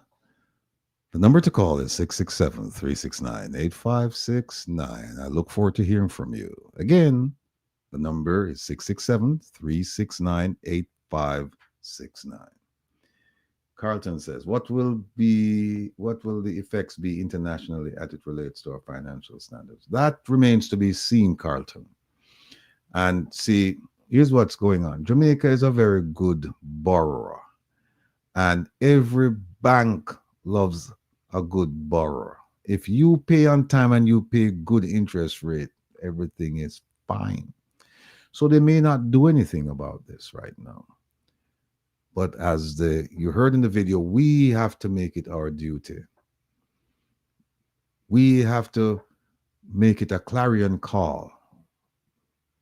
We have to be the town crier.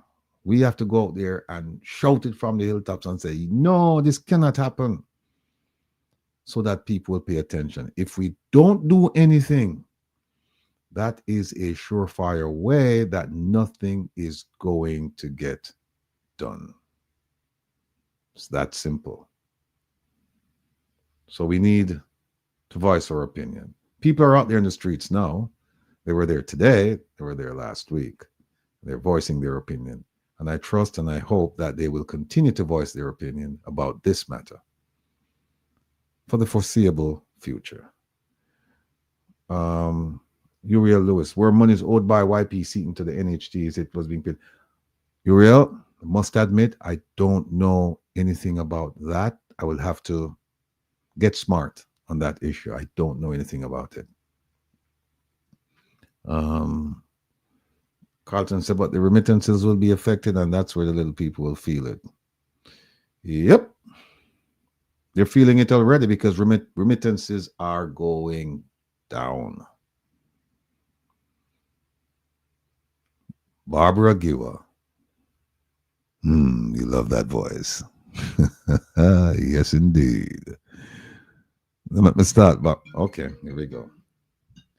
Caller, good night. Welcome to Come Reason with Rattigan. Where are you calling from?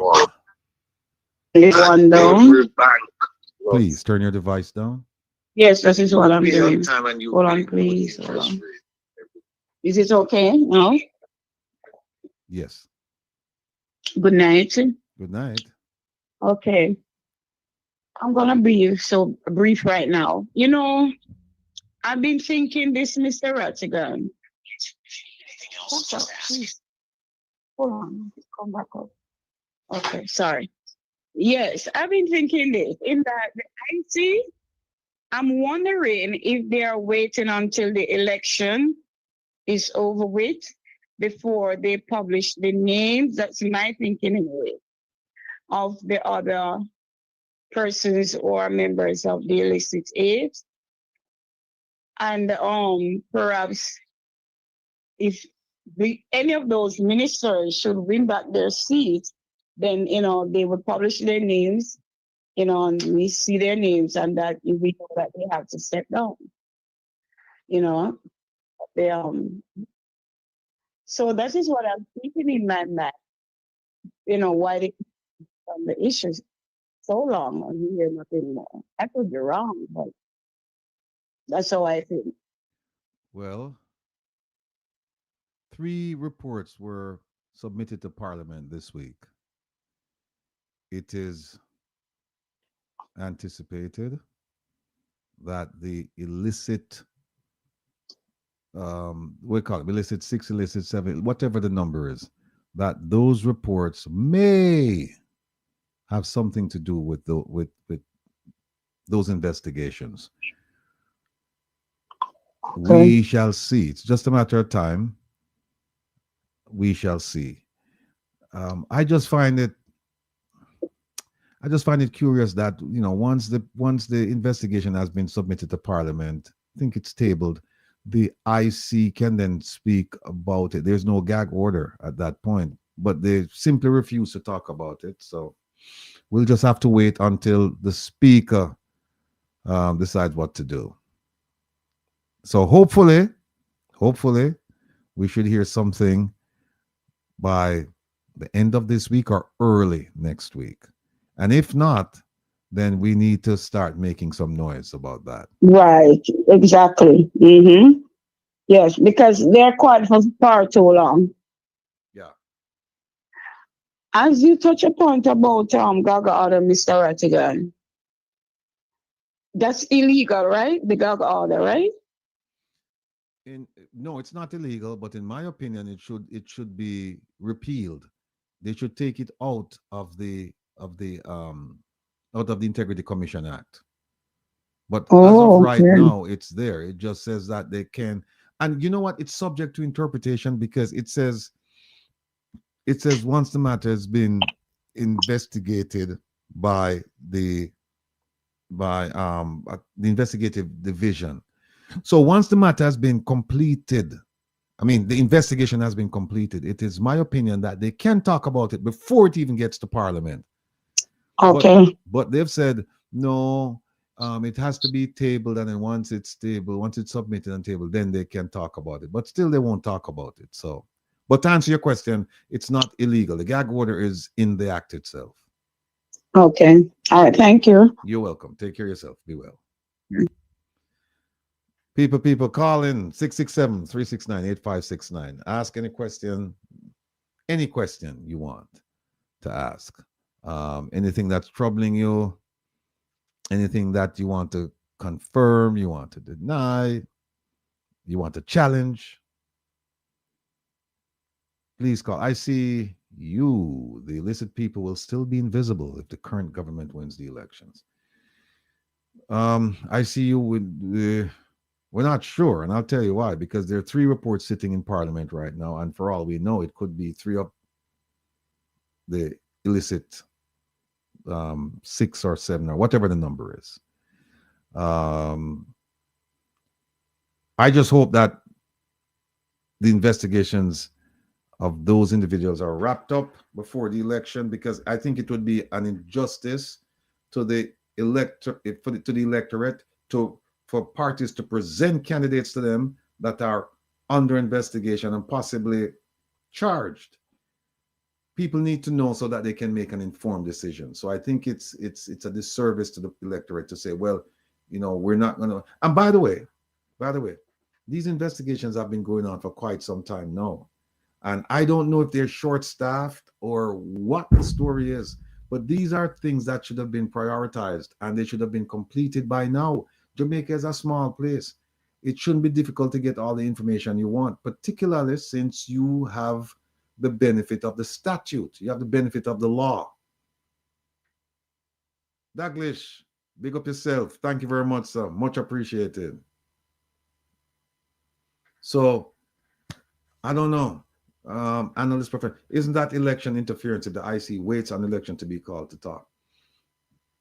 Wait, if the IC waits on election to be called to talk. Well, they haven't been speaking, to be honest with you. You don't hear them speaking when they submit a bill for tabling. Not a bill, an investigative report.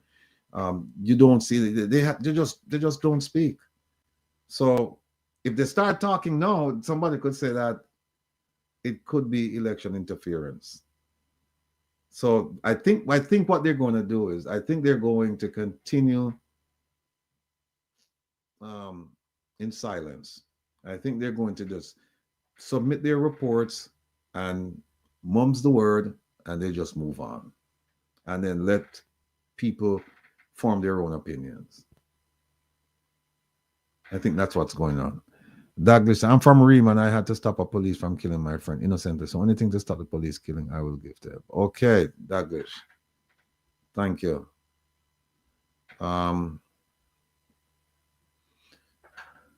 Where are we? Oh, people, 667-369-8569. Come on now, on the live of the thing. I mean, caller, good night. Welcome to Come With Rattigan. Where are you calling from? Hello, Mr. Rattigan. I'm calling from California. Yes, sir. Go ahead, please. Yeah, so I want to ask a question, right? Yeah. The other day when we have a constitutional crisis, or we came close to a crisis when we didn't have a DPP, there was a mad rush to choose the service commission or to staff the service commission so they could hire a DPP or an acting DP. Was that the case, correct? I don't recall it being that way. I wonder if you're talking about the services commissioner, you're talking about the tribunal for the ATI. Because the tribunal, they didn't have one and they rushed to get one. Remind me again about that DPP. No, I could remember when the court made a ruling that the DPP extension was null and void, but they couldn't hire anybody because they had to hire, or they had to staff or hire the service commission so they could hire acting DPP. I have to go back and check. I have to go back and check on that. If you want to go back and check. But I'm saying if that's the case, that mad rush, they made a mistake, because if they're going to blame this mistake on the service commission, then they made a mistake in hiring the wrong service, our staff in the service commission. If the service commission solely hired Dennis Strong by themselves and changed the criteria, the requirements, and all that stuff, so it seems like there's a mistake that has been made then. Look, the services commission, they act in secrecy.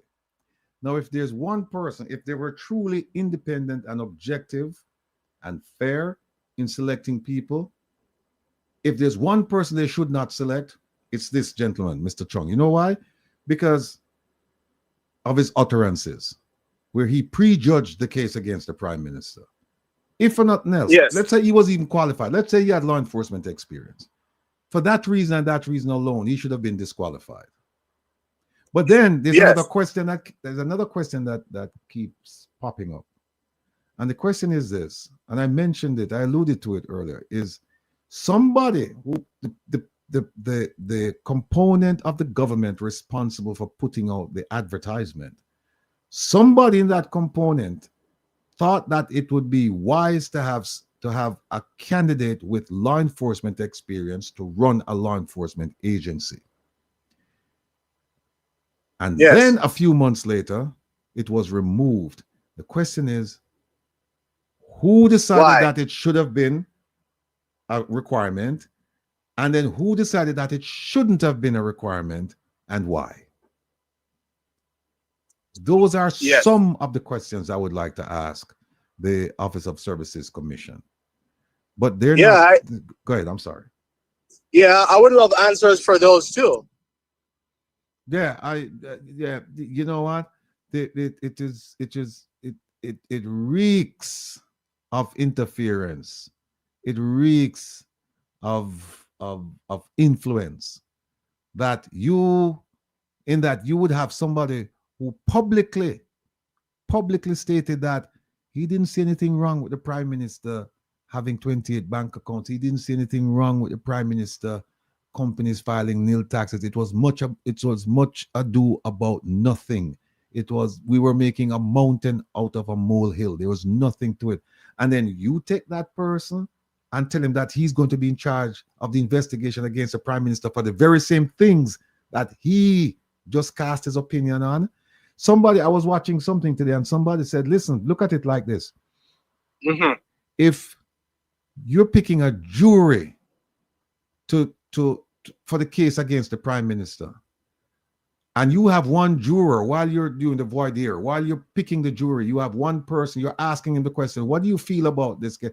How do you feel about this case? And the person said, yeah, I said nothing wrong with the prime minister doing this and doing that. And then you're going to put that person on the jury? No, that wouldn't make sense. No. Similarly, it makes no sense here, because that's the jury is the position of chief technical director. Because here's what's going to happen.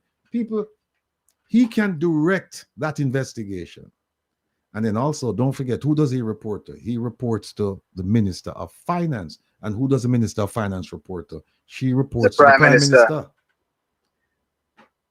1, 2, 3. Yeah, and so far the PMP is protesting because it doesn't seem like there's any mechanism readily to get him out. You know, so obviously it seems like the only thing they can do right now is protest, which I don't really like how they're protesting. I see a little bit difference today when, you know, the leader of the opposition, and I see a few members came out in like different colors, but when I look, I see a sea of orange. So it will be easy for the government to cast it off as, you know, the opposition, you know, causing mischief. But I would implore the people, if you're going to go out and protest, go in just neutral colors, you know, put away the political colors for a while and just go as a Jamaican. It's to me, it seems more effective that way, especially if you're trying to catch like international media. Yeah. What do you say about that? Yeah, I understand where you're coming from. To say that, well, then this is an issue that's not that doesn't affect a political party only. It affects all of Jamaica. It affects our standing in the international community as well. I can see it, but I can see also where, you know, the political party you see, if it was civil society organizing it, then that would be different.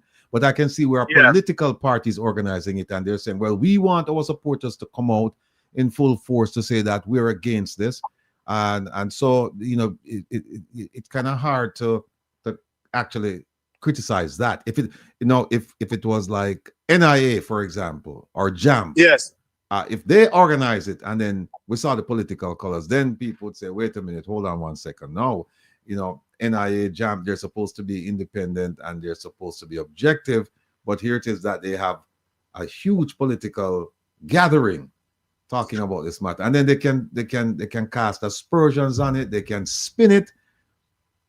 That would be different. But with a political party organizing it, it's hard for you to tell them that, well, you know, the opposition is organizing this protest, but we don't want the supporters to show their support for the party. I mean, that's a stretch to ask them to do that.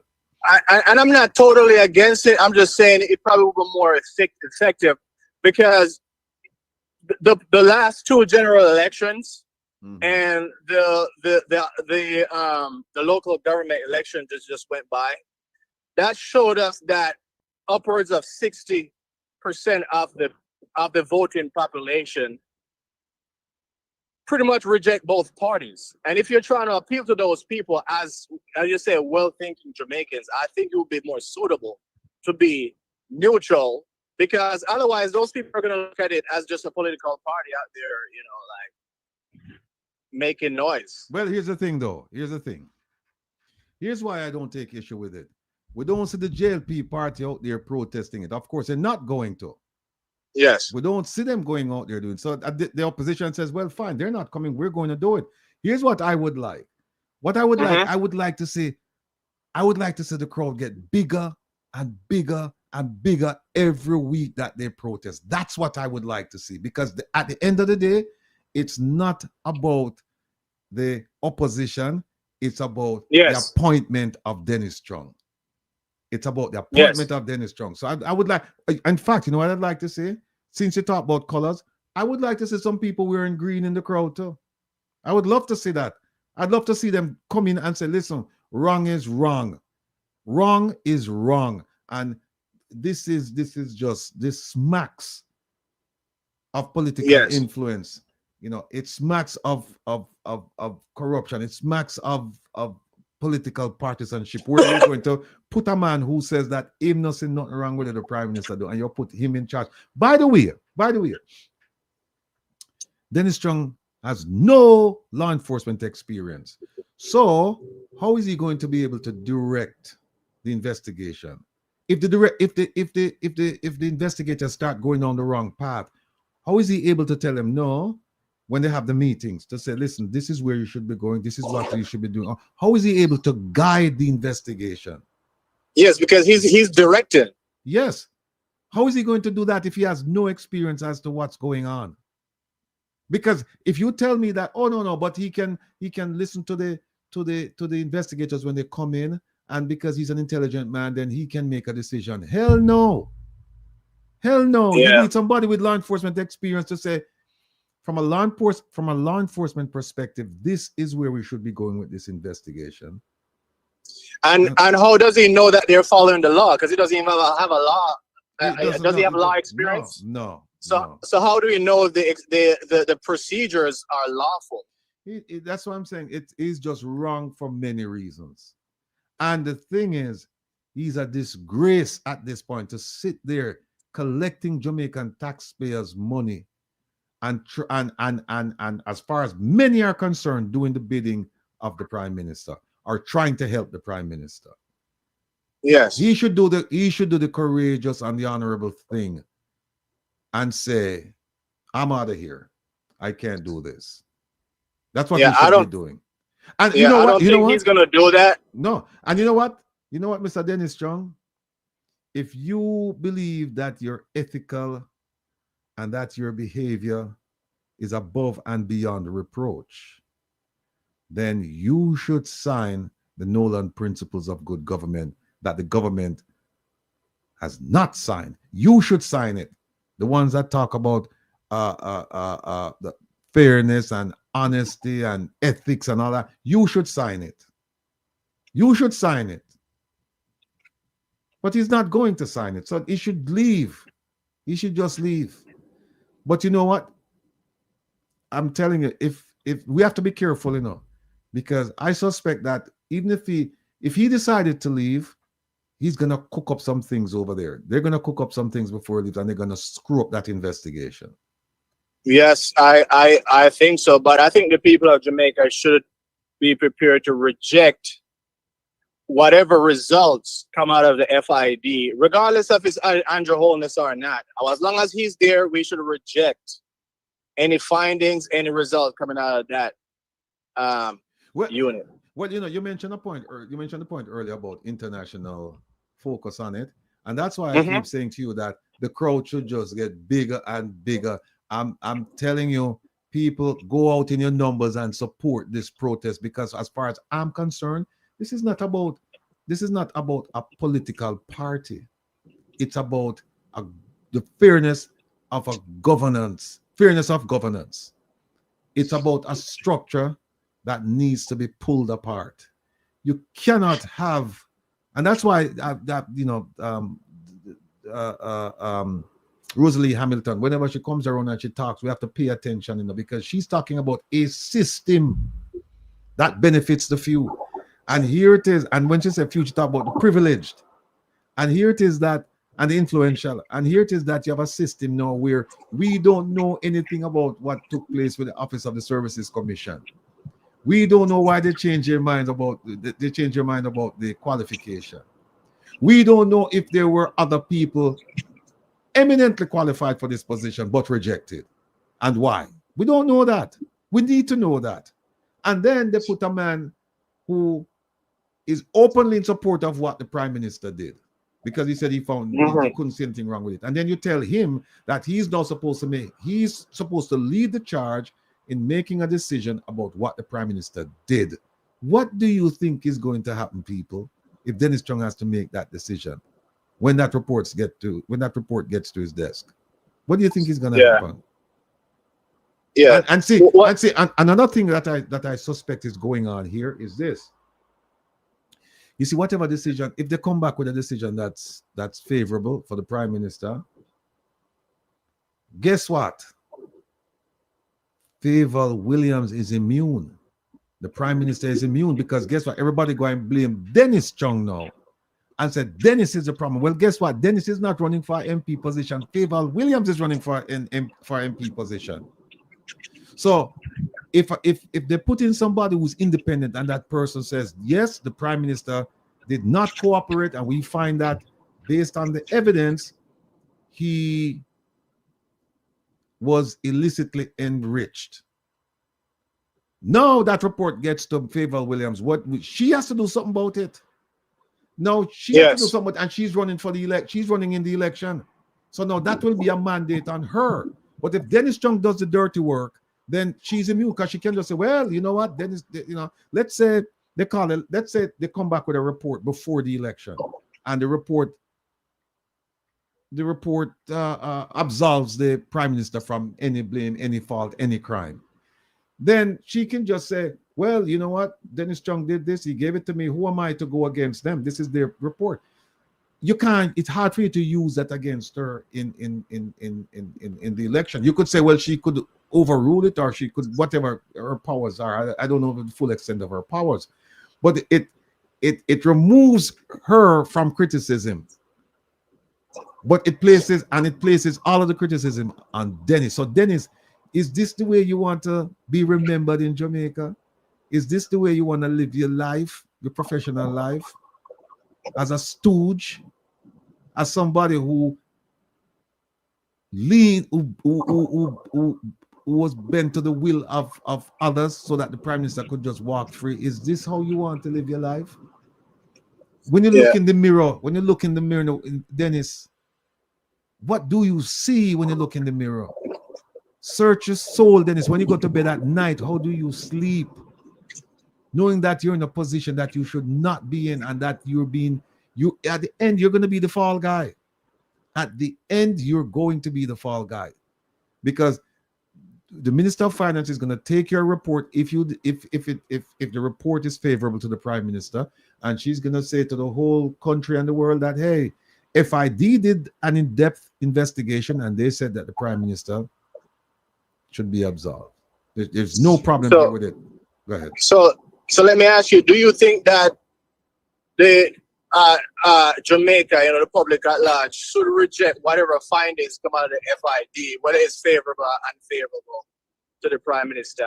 Yeah, since the position is, the appointment is tainted. It's kind of like the Carter case. The jury was tainted. This position is tainted. I agree. As long as Dennis Chung is there, no matter what comes out of it, well, put it this way.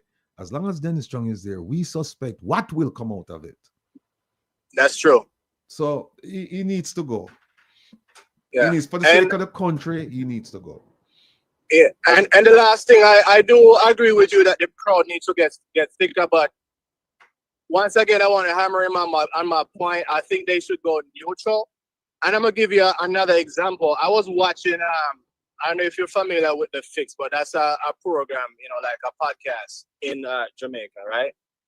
And the first protest, they were making fun of the PMP, saying that the PMP supporters were protesting and not knowing what they were protesting about, because some questions were asked to some people and they didn't quite have the understanding of what the FID was. And that program speaks to the youth. They have a huge following, and that program speaks to the youth of the country. They're trying to attract them people. I think my view is that they should go neutral. Well, here's the thing.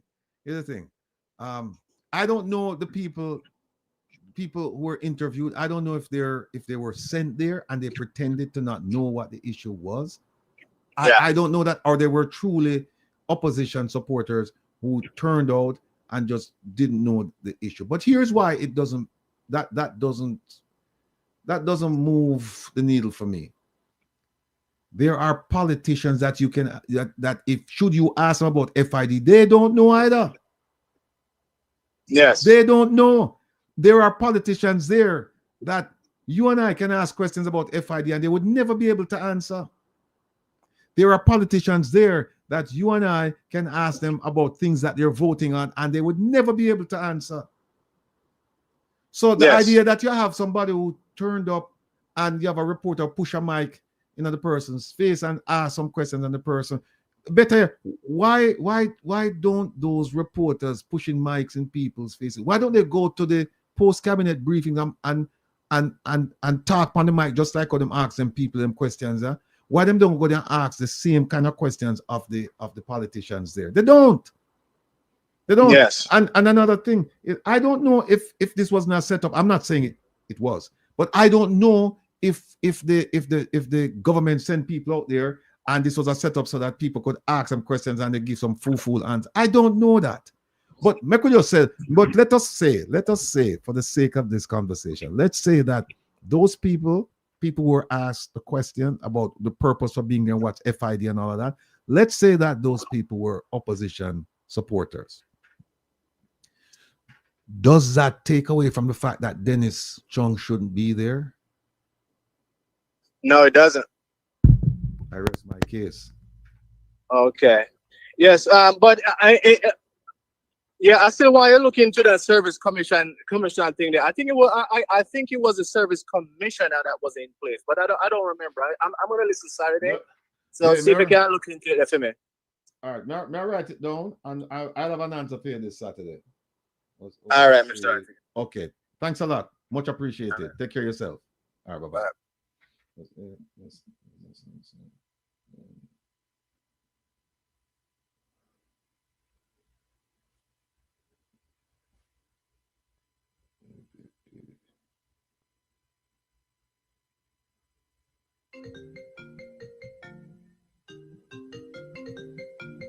Caller, good night. Welcome to Conversation with Rattigan. Where are you calling from?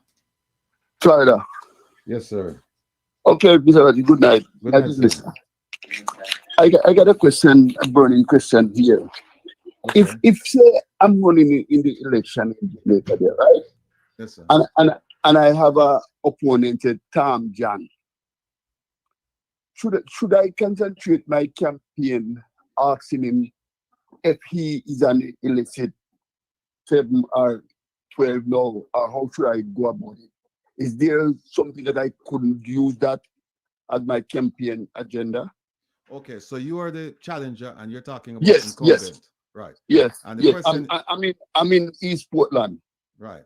And the question is, the question as a challenger, you're asking the question as a challenger of the incumbent as to whether or not that person is one of the illicit 6 or 7 or 8. Yeah. Okay, and you're asking if that's a fair question? No, I'm not asking if it's a fair. I know, to my opinion, it's a fair question. Is there anything against me putting a postal and say, boy, I don't know if this man is in one I illicit 10 or whatever number it is?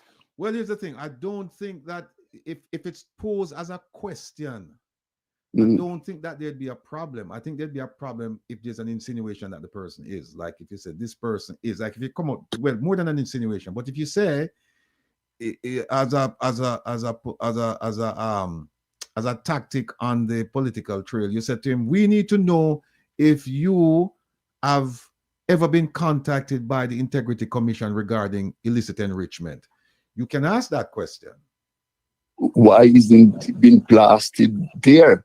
You know, because if a journalist, I go to the march asking question, do you know FID, what it is?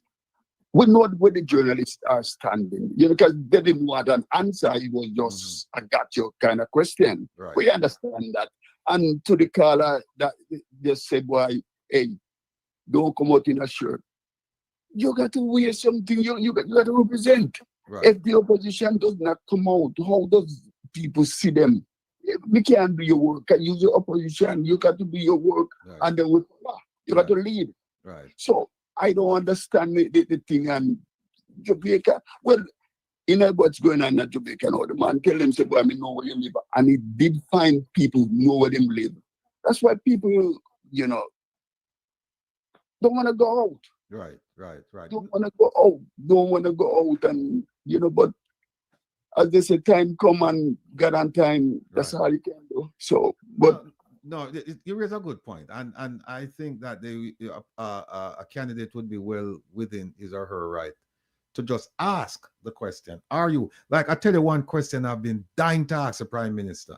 I would like to ask the Prime Minister, Mr. Prime Minister, can you say on your word, here and now, that you have never, ever been involved in any act, deliberate or otherwise, of corruption? well, yes. I just want to ask him that. Just have you ever, whether directly or indirectly or through third parties, have you ever been involved, or have you been aware of acts of corruption since you took the reins of power in 2016? I would love to ask him that question there. I mean, I would refine it a little bit more, but in essence, that's the question I would like to ask him. So And that's a very good question there. You put it, because I thought you was gonna go the other way, but you put it right, because I thought he would have reload by the code I got to read for my lawyer.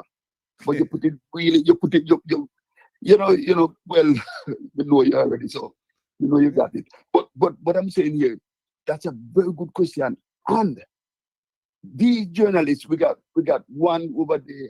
I tell everybody how Daz is not credible, because Daz said he was poison and different.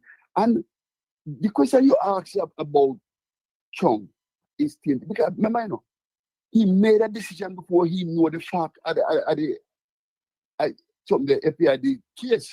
True. Because he said yes, it's okay. Yes. He don't know the circumstance why it was filed, but he give a verdict and he give a decision already. Right.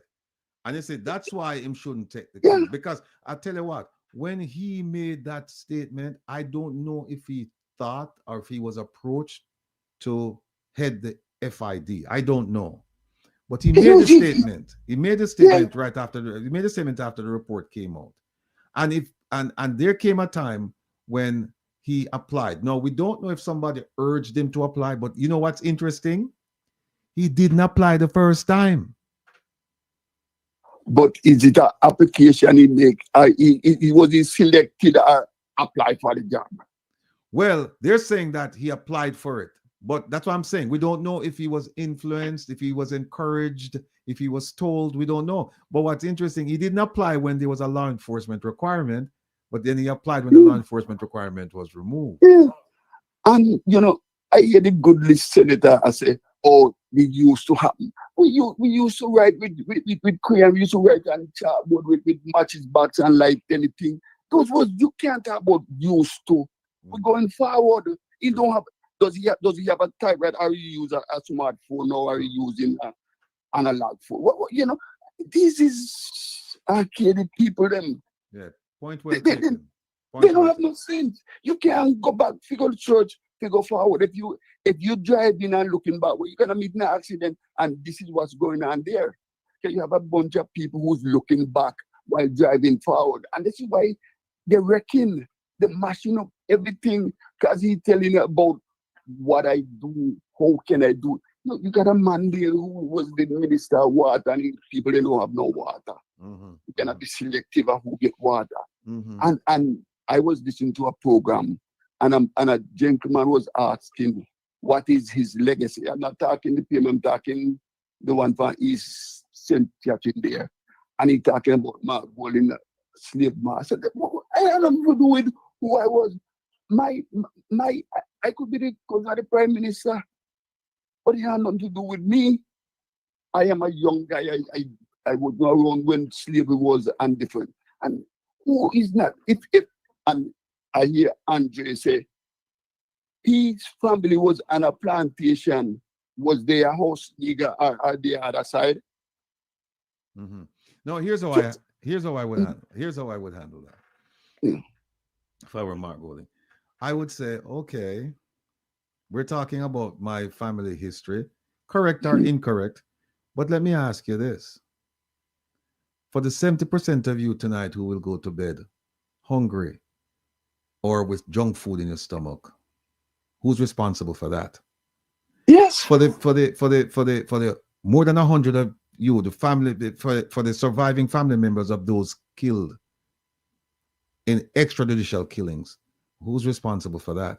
For those of you whose children can't read right now, who's responsible for that? For those of you who cannot afford to buy food put on the table, who's responsible for that? For those of you who can't afford bus fare to go to work, and some of you have to stop working because it's not feasible for you to go to work and earn a living to take care of your responsibilities as a family man or the breadwinner of the family, a woman, who's responsible for that? For those of you, for the prime ministers having 28 bank accounts, who's responsible for that? And you could go on and on and then end it and say, no, I ask you, is whether he's correct on my family history or not, is my family responsible for that? You're suffering right now. You're suffering. Is my family responsible for that? Because guess what? In 2016, when the prime minister came, he said most of the things I'm promising you now will be completed within the next 5 years. He didn't say that my family member is stopping him from providing all of these things. He said, no, I am going to provide you these things within the next 5 years. So who do you hold responsible for those things not happening? My family member or him? Right. And you are absolutely right, because look at it now. I am listening to a case and I listen to some stuff. A man have a company and he can give his son a company. His son is not even 21, but he can pass his company to his son. Another man have 12 billion and it's stolen from him. He had nothing, he just have built up his family legacy now, and it's stolen back. And he have children. So therefore, he cannot leave anything to his family. He can't. Right. So the man who can leave things to his family, they going around and making the decision to suit themselves. And people get to wise up. Mr. Ratty, I listen to you daily. I look forward to you. You like, what you call it? You know, Jamaica hard work, brother. Yeah, man. So you know the thing, and you know hot gato and butter, right? Oh yeah. Are you that? Right. So as so grown here, so you're there. All right. The only liquor I got against you. Mm-hmm. There come a time when you have to make a call, Okay. You have to make a call when you come on to the point, because if you are good on, if you see your brother go down the road, me know you, Mr. Ratty. Can't say me know you, but me know you. Mm-hmm. And me know when you're at the service, if your brother go down the road, you have to pull him up and say, don't go down there, sir. Tell me, well, let me stop it there, because I love this conversation, right? Tell me, what is it in layman's terms? Just tell me exactly what it is. When you say you can't tell people if you vote. Oh, okay. It's come a time when you have to make a call. That's what I say. Okay. You have to make but listen. Right, listen. No, listen, man, before you go further, nothing else about you, man. Everything about you, you're up. No, all right. You're up. All right. Let me explain. Let me just, because I like the reasoning with you. Let me explain something to you. Part of the reason for that is this. Now, I grew up in a PNP neighborhood and I grew up in JLP neighborhood, and I have PNP friends, I have JLP friends to this day, right? I've never registered to vote, I've never voted. But here's the thing. I care more about the people of Jamaica than I do about a political party. And here's why I won't tell people who to vote for. And I'll tell you why. When you vote for a party, you're not necessarily voting your interest. Because here's what happened. You have 63 members in this body, right? And all of them not good, all of them not bad. You have some good, you have some bad. Some people say you have a few good and you have the overwhelming majority bad. So here's the thing. If you have a man, make us say you have an MP and your MP is terrible, because remember now, when you vote, you not vote for prime minister, you vote for your MP. Now, make us say you have an MP who no fix your road.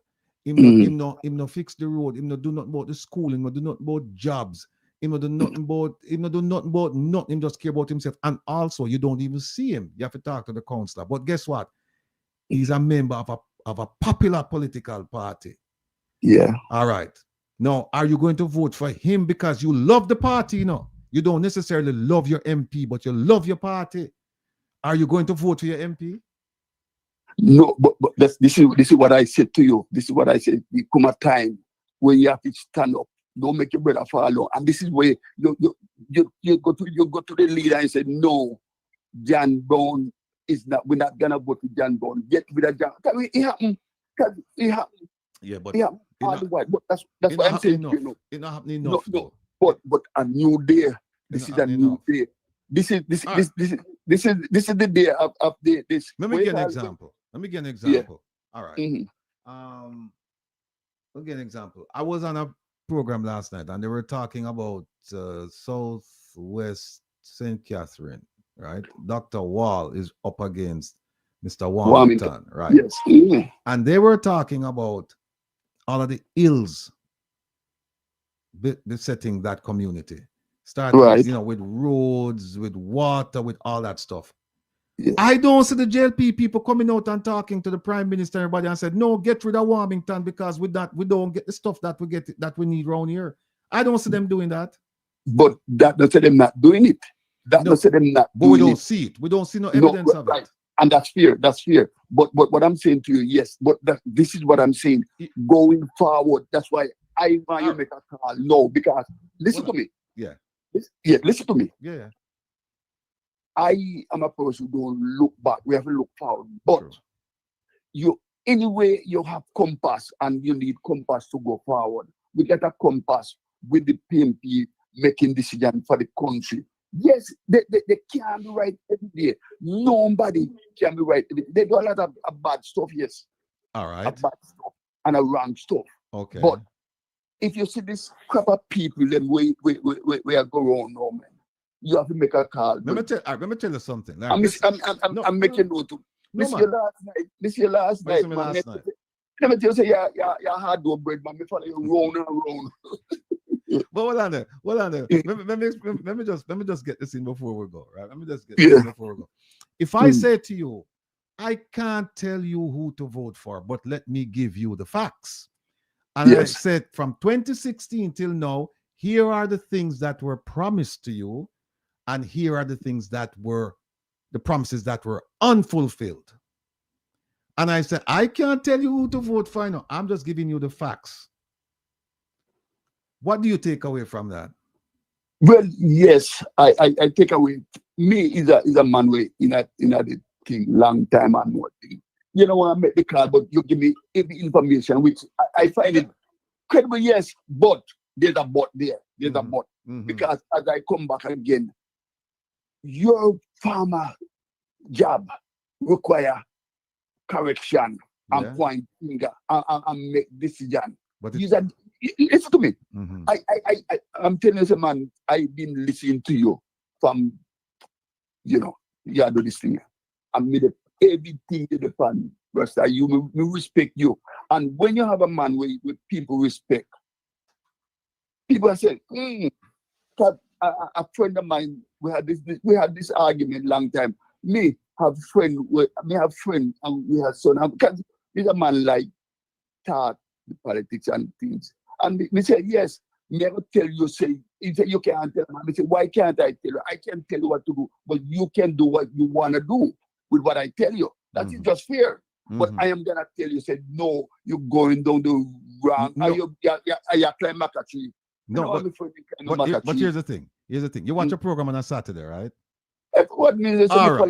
Man. Now, if you watch a program on a Saturday, you know that one of the things we preach over there is critical thinking. Me hear you, man. Yeah, but here's the thing. I don't want to end up like another political party telling people who to vote for. All I will go doing is say, here are the facts, and I'm teaching you to think independently. I'm teaching you to think critically. And also, my former employer, we were always told to focus on independence. Yes. You go where the facts take you. The facts take you. Yes. Not innuendos, not hearsay, not what you dream or anything like that. So if I present the facts to you and I said, here, I can't tell you what to vote for, but here are the facts, and I'm teaching you how to think critically, then you apply that critical thinking to the facts in front of you, and you vote for who you want to vote for. Which you constantly do, and I learned so much from you, my brother. I learned so much from you, because that's what you do, and that's what you teach. You teach and you preach, and you beat and you teach.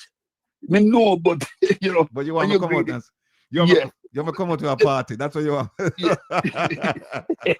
But bless him, my brother. Bless him. All right, my brother. May I tell you, man, you're all right. You're all right. God give guidance and strength to you and your family, man. Much appreciated. We'll grab the card, but thanks a lot, son. Right. Thanks for the support. Yes, all right. Call a good night. Welcome to Come Reason with Rattigan. Where are you calling from? Queens. Hi, Queens. How are you? Welcome. Good night, sir. Mr. Prime Minister, didn't you promise us that when you go in within 100 days, that you will set a time for the election, sir? but we're not seeing it. It's now almost 10 years and that promise has not been fulfilled. Well, here, are you in my constituency? Are you one of my constituents or no? Yes, I am. You are one of my constituents. And you voted for me the last time? Yes, I did. And you voted for me the time before? Yes, I did. Okay.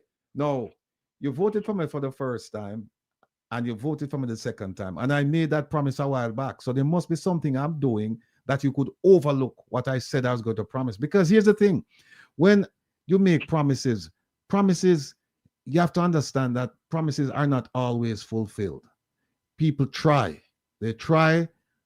And sometimes, for whatever reason, a hurricane, financial crisis, the crime, whatever it is, we don't get to fulfill our promises because in the scheme of governance, you have to make a priority list. And if I'm concerned about feeding people, educating people, housing people, making sure people have good transportation, and so on and so forth, then the idea of having a fixed election date, that's way down on the list. And by the way, Mr. Minister, yes, Mr. Prime Minister, is it fair to say that you have 17 government ministry under your portfolio, sir? yes. So shouldn't it be that you put in place the proper mechanism for the people to get what you have promised? Yes, but here's the thing. If you recall, I took those agencies under my portfolio because they were mismanaged elsewhere. And so this is a central place where I can exert some oversight. No, I'm only one person. I'm the leader. I'm ultimately responsible. But that's the power of a leader, that you can delegate, and you delegate to responsible people. Now, will those people always do perform those functions in a timely manner and in a complete manner? No.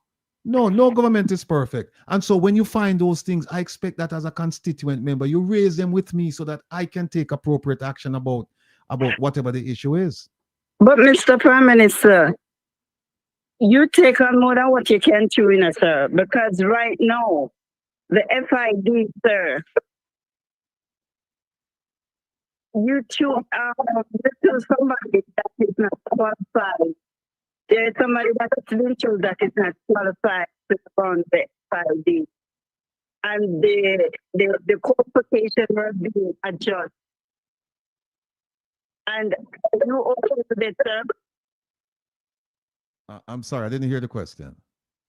The qualification for the FID was being adjusted.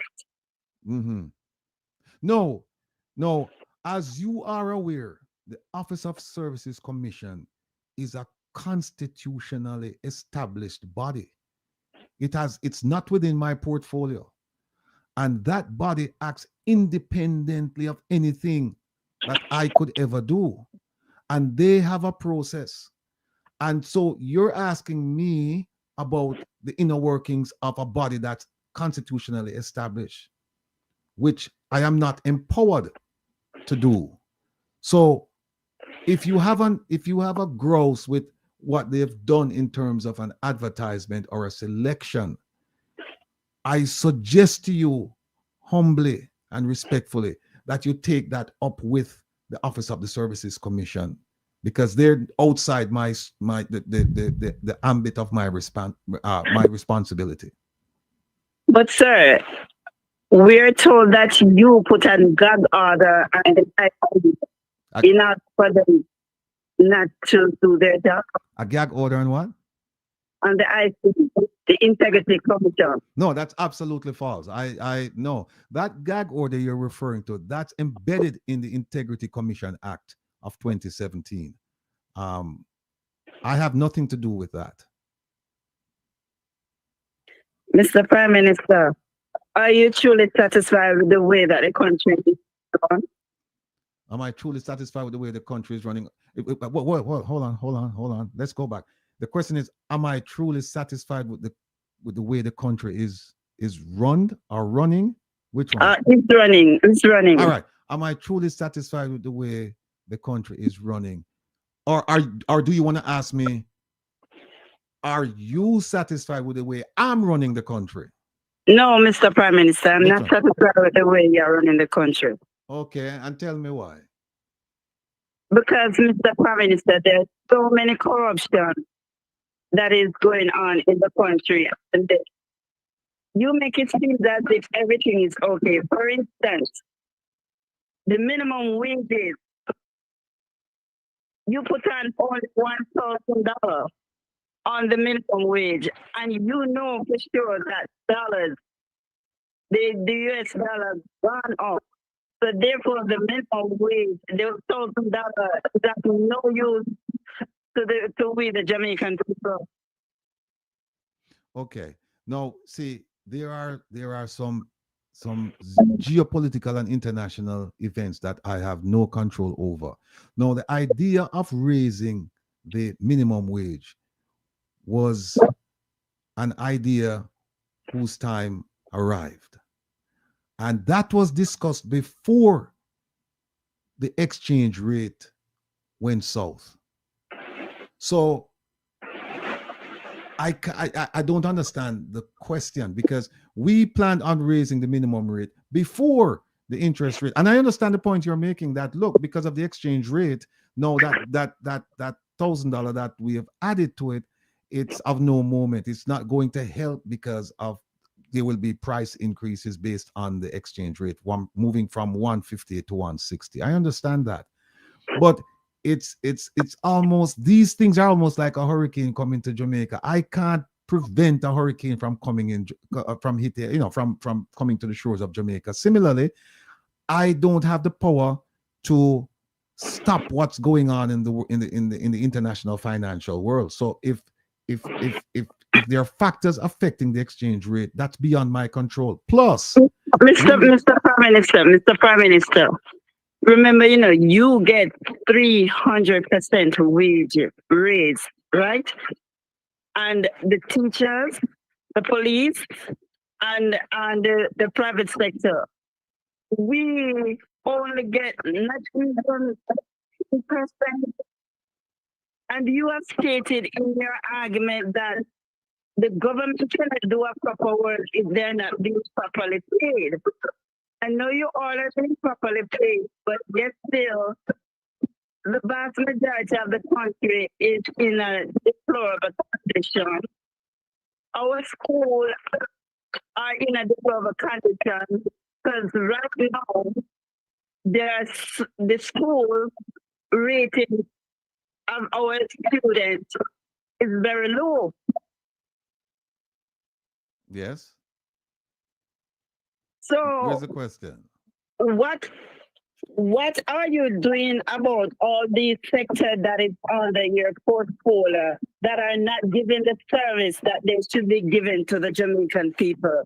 Take, for instance, the medical infrastructure. Look at the hospital, Mr. Prime Minister. Have you been to the hospitals and seen the condition of all the hospitals in the country? I haven't been to all the hospitals, but I've been to some of them. But, Mr. Prime Minister, are you satisfied with what you see there, sir?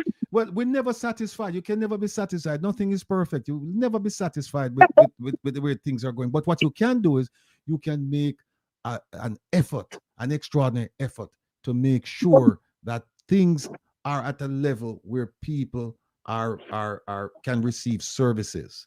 But in terms of saying that it's perfect, it's a noble idea. And it's abstract. That's not reality. We can use it as a bellwether, as a mark that we say, okay, this is what we're trying to achieve. But we'll never get there. We won't get there because there's some. Oh, before you go any further, somebody had said in the chat that that about legislation for term limits. Let me just inform that person that the government is not the only, when I say the government, meaning the JLP members of parliament, they're not the only ones responsible for putting forward legislation. The opposition is part of government too in the Westminster system, and they can put forward the legislation. So whatever we fail to put forward, they can put forward. And we will Mr. consider. Prime Minister, Mr. Yes. Prime Minister, you're not doing a good job, sir. Mhm. We put you in that position because we thought that you were young and energetic and vibrant, and you would have the country interest at heart. Let me But ask. Mhm. there is corruption right across the board, Mr. Prime Minister, and you know it. Let me ask you a question. What about the illicit? Hold on a Eight. sec. The What illicit about sex? the illicit? Eight. The Okay. illicit eight. Let me All those corruption, Mr. Prime Minister. There's so many corruption left, right, and center. let me That answer is that. in the country. Let me answer that. As you know, the Integrity Commission is our super anti-corruption investigative body, and they have their own rules. And I'm not privy to the inner workings of or the considerations that they put into an investigation. I see the report when the report is tabled, just like you and everybody else. I don't have any influence. I don't have any control over these folks, and that's But the way it should be. Mr. Prime Minister, you are the leader, sir. Yeah. And there's 3 reports that went to the House, and not one is being reported to the country so that we can know who is being robbing the country and doing all manner of things to the country. Well, there are 3 reports. You're correct. There are 3 reports over at Parliament right now. But the process that we have, and it may be your argument may be against the system of governance that we have, not necessarily with the way I conduct business, because the way it works is the reports are sent to Parliament, and the Speaker of the House is the one that will table the reports and release the reports in conjunction with the President of the Senate. I don't play a role in. But sir, you are the leader, you know, regardless of what, you are the leader, and you take on the second portfolio under your leadership. Where do you think you should, sir? I think you should. All right, let me. Available so that you can go around and investigate to see who is doing their job and who not doing their job. But let me ask you this: you voted for me the first time. Was there any corruption in that first period? Yes. Okay, and you voted for me the second time. Because I thought that at least you would go and try to make things, make amends. Tell me the corruption that existed in the first term that you didn't tell me about, because all of this corruption you're telling me about, no, that I'm hearing from you as one of my constituency members, I'm hearing for the first time. So tell me the first term, what was the corruption there that should have been brought to my attention that wasn't brought to my attention? The school. What, when I said the school, what do you mean? Education, with the Ministry of Education. Yeah, what about the Minister of Education? All the money that were elected to the schools for the better running of the schools were not going to the schools, and this is the reason why our school is in the condition that it is in. Yeah, but you listen to the question. Hear the question that I ask you. What was the corruption that occurred in the first term that should have been brought to my attention that wasn't brought to my attention? The corruption is about the money that allotted to the schools, sir, for of education. All right, but here's what happened now. You see what we just did, and this is just a commentary, folks. This is just a commentary on interviewing and interrogation techniques. Here the question I asked: what corruption existed in the first term that I didn't know about? And you hear what the caller said: the school, right? So I can't be blamed for that. That's what I'm saying. That I know I'm gonna say, well, then, yeah, I didn't know about it. I'm hearing about it now for the first time at the end of the second term, but that should have been brought to my attention in the first term. No, you notice the way I asked the question. What should have been brought to my attention that wasn't brought? So now I push it back on the caller to say, well, you never bring it up. You never bring it up. No, you bring it up at the end of the second term. You should have bring it up at the first term. And here's how you ask. Here's how you respond to that. When I say that, here's how you respond to that. You say, well, Mr. Prime Minister, going back to what you said, caller, that I'm in charge. I'm the leader. You go back and say, well, Mr. Prime Minister, you say you didn't know about it and that you're hearing about it now for the first time. Well, guess what? You are the leader of our country, and you knew or you should have known about it as the leader of our country. Correct. Argument done. Once Yeah. you say that, the argument done. There's no place, there's no wiggle room from it. No wiggle Right. room. Right. You're teaching us, Rattigan. You're teaching us, and yeah, we have to exercise it. Hey, I love the role play. Well, tell you what, sis. Let me take another call, but I thank you for the call. And I can say that the chat room get lively after that. People start cussing me out. So people tell me I have mental issues.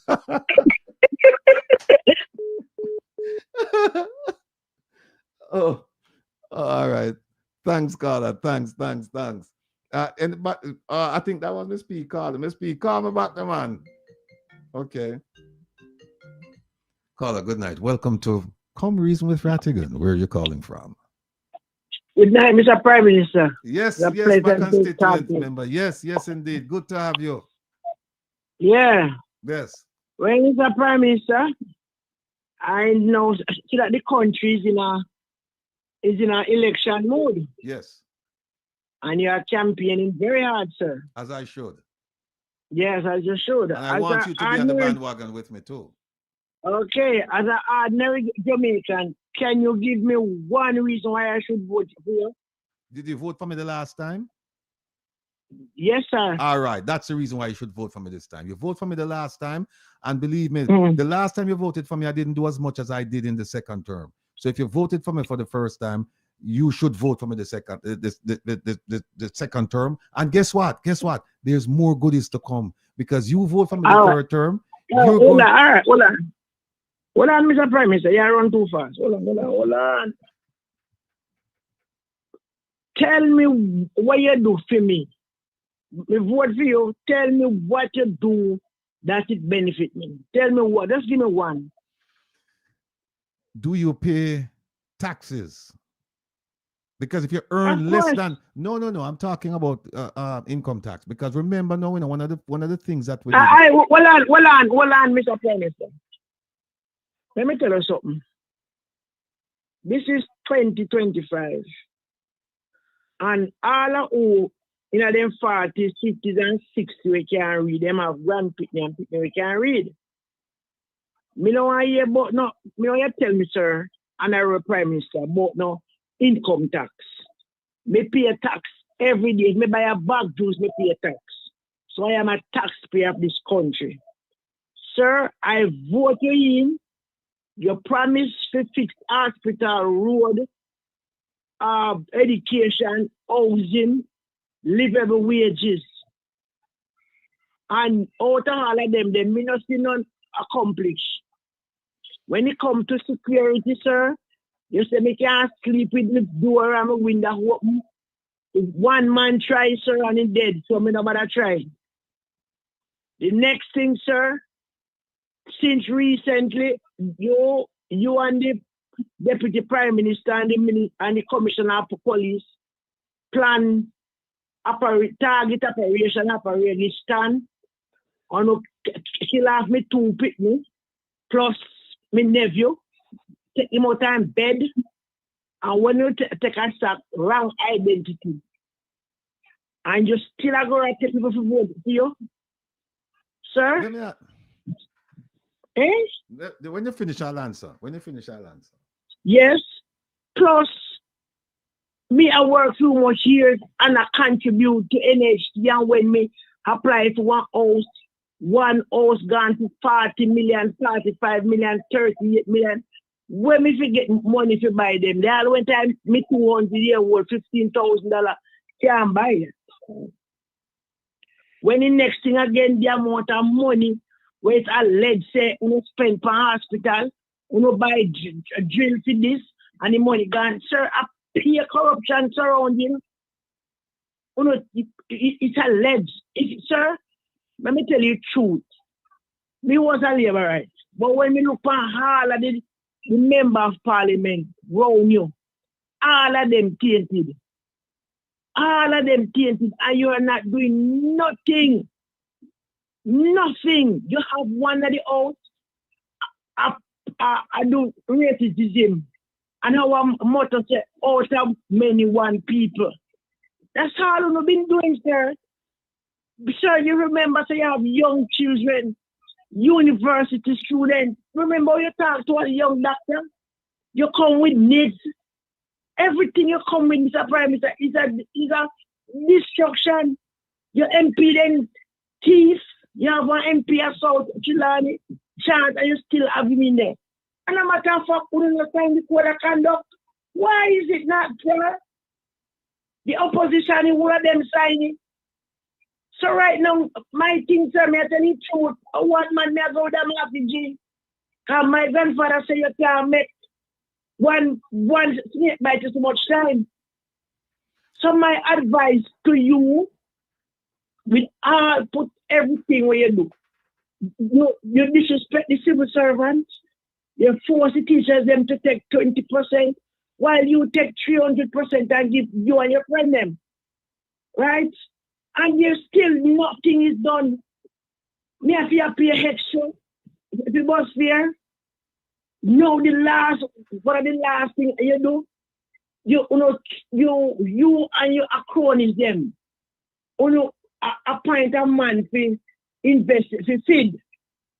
And you put your riding partner in it and take out the requirement to suit him. Mr. Prime Minister, that is not an example you're setting. All right. You lick down people's house. But sir, me tell you the truth, Mr. Prime Minister. And the way how me angry against you, me not see nothing in a book where you could have tell me. Even if you come on my yard and give me $100 million, me no want it. All right, hold on to Ms. P. Because hold the on. only thing, Yeah. me I beg you, just call election and get you over All with. right, stay right there. Don't move. Folks, this is a good interplay. And here is what happens now. Is that when you ask a question, try and make it like two. And make sure that the questions that you're going to ask, you know the background, you know the research, and you set up your guardrails so that whoever you're asking the questions of, them don't have any escape route. Because here's what Miss P just do. Miss P give me about 20 things. No, me can't answer all 20. So you know what me I going to do now? Me I going to answer the one when me can't answer. And here's the one when me I going to answer. The one where she say, you give your riding partner job, right? And how me I going to answer that? Me I go, and the way me I going to answer it, it basically, I go dismiss the other questions, and all them pertinent. But what me I try to say is that when you go ask them a question, don't give them too many questions unless you know for sure the exact thing. Because here's what you, when I say know the exact thing, that you do the research. Because here's what you don't want to do. You don't want to ask a question based on emotion. Because you're going to get an answer based on fact. And it's going to destroy the whole argument. So here's how I'm going to answer Miss P question. She asked me everything in the book, you know. And she right. But so when me I go do, me I'll pick the one where me know say Miss P never dig deep in that one there. And so when me answer that, me just say next question, I'm gonna move on. And the question me answer is when she say your friend, you give your riding partner. I'm gonna say simply is that look, my constituent, there's a process, and I mentioned this before. The Office of Services Commission is a constitutionally established office. I have no influence over that body. And so whatever decision they make is clearly within their province. It's clearly within their consideration. I have nothing to do with it. I did not put out the application. I did not change the application. I did not make a referral. It's entirely up to that body to select the best candidate, or select a candidate they think in their judgment is the best candidate. And the fact that they selected a person with whom I'm familiar with, that's of no moment, because that's entirely their decision. I say, once me answer it like that, me just say, next question now, I'm gonna move on. So guess what happened now? Miss P, 15 questions and were all pertinent, you know. All pertinent. When me can't answer, me pick the one when me can't answer and put the blame on somebody else, put the blame on the Office of the Services Commission and the Constitution. And then when me do, me no bother answer none of the other questions in what she call. When she start asking about extrajudicial killings and the peer rate for civil servants and the education, me can't answer them questions there. Me cannot answer them question there. So when me want Miss P if you get emotional and ask me, just make you vent and tell me all of the things because when me I go latch on, the one question when me can answer, when me know that's the escape route. And then once me answer that, me just say, next question now. And Miss P I go say, but you know answer all of my question, you know answer my question, Mr. Prime Minister. So next question, I'm gonna move on. So all right, make we continue, Miss P. Talk to me now. Yes. Mm-hmm. But when you are say to me say the body respond for that, yes. But listen now, what happened to your moral and your integrity, sir? Okay. And the cry of the people. No, if you respect us and we object to that, if you have a moral or integrity, you would heal back and step back and say, guess what? To the public cry, and with my integrity, I'll step back. But as kind to you, the problem where you have is, Mr. Prime Minister, you govern the country like a dictator. You born 1972 in a free Jamaica. You born here, you get here, you conceive here, and you have never seen this country the way you run it. Right. And we look to you as a son of the style to help us and to make our country better. All right, stop right there. Stop right there. No, you see what Miss P did, right? You see how she pivot. She moved from my argument that it's a constitutional established body and I have no control over it, to move it to a moral question, to say, well, you know, morally, this is wrong. You know it. And she's right. And Miss P, here's how I would have phrased a question. I would have phrased a question, say, look, Mr. Prime Minister, we know that the Office of the Services Commission is a constitutionally established body. And we know that they have their own way of doing things. But at the same time, this man is your riding partner and you have a moral obligation. So I would have blamed them, Miss P. I would have blamed them. I would have given him the benefit of the doubt, saying, okay, this body is constitutional independent. But as a prime minister, when you see wrong, you're supposed to address it. And you have a moral obligation to ensure that not only you remove taint from any process, but you also remove the appearance of taint. And while Mr. Dennis Chung might not have been instructed to come over there and look at this investigation, it gives the appearance of corruption.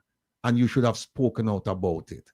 And whatever you could have done in your position, you should, quietly or otherwise, you should have done it to ensure that this does not happen, because it's a stain not only on Dennis, not only on you, not only on the commission, but it's a stain on our country. Continue, Ms. P. I feel it. Right. Continue, yeah. Right. So, sir, when you go around and just speak all those things, and then the next thing, you've been promising this, promising what road. Last election, you say you're going to make Three Sister House at Ochi, Three Sister Market. Now you come a Brownstone, say you have a fixed market. And up till now, none can fix that.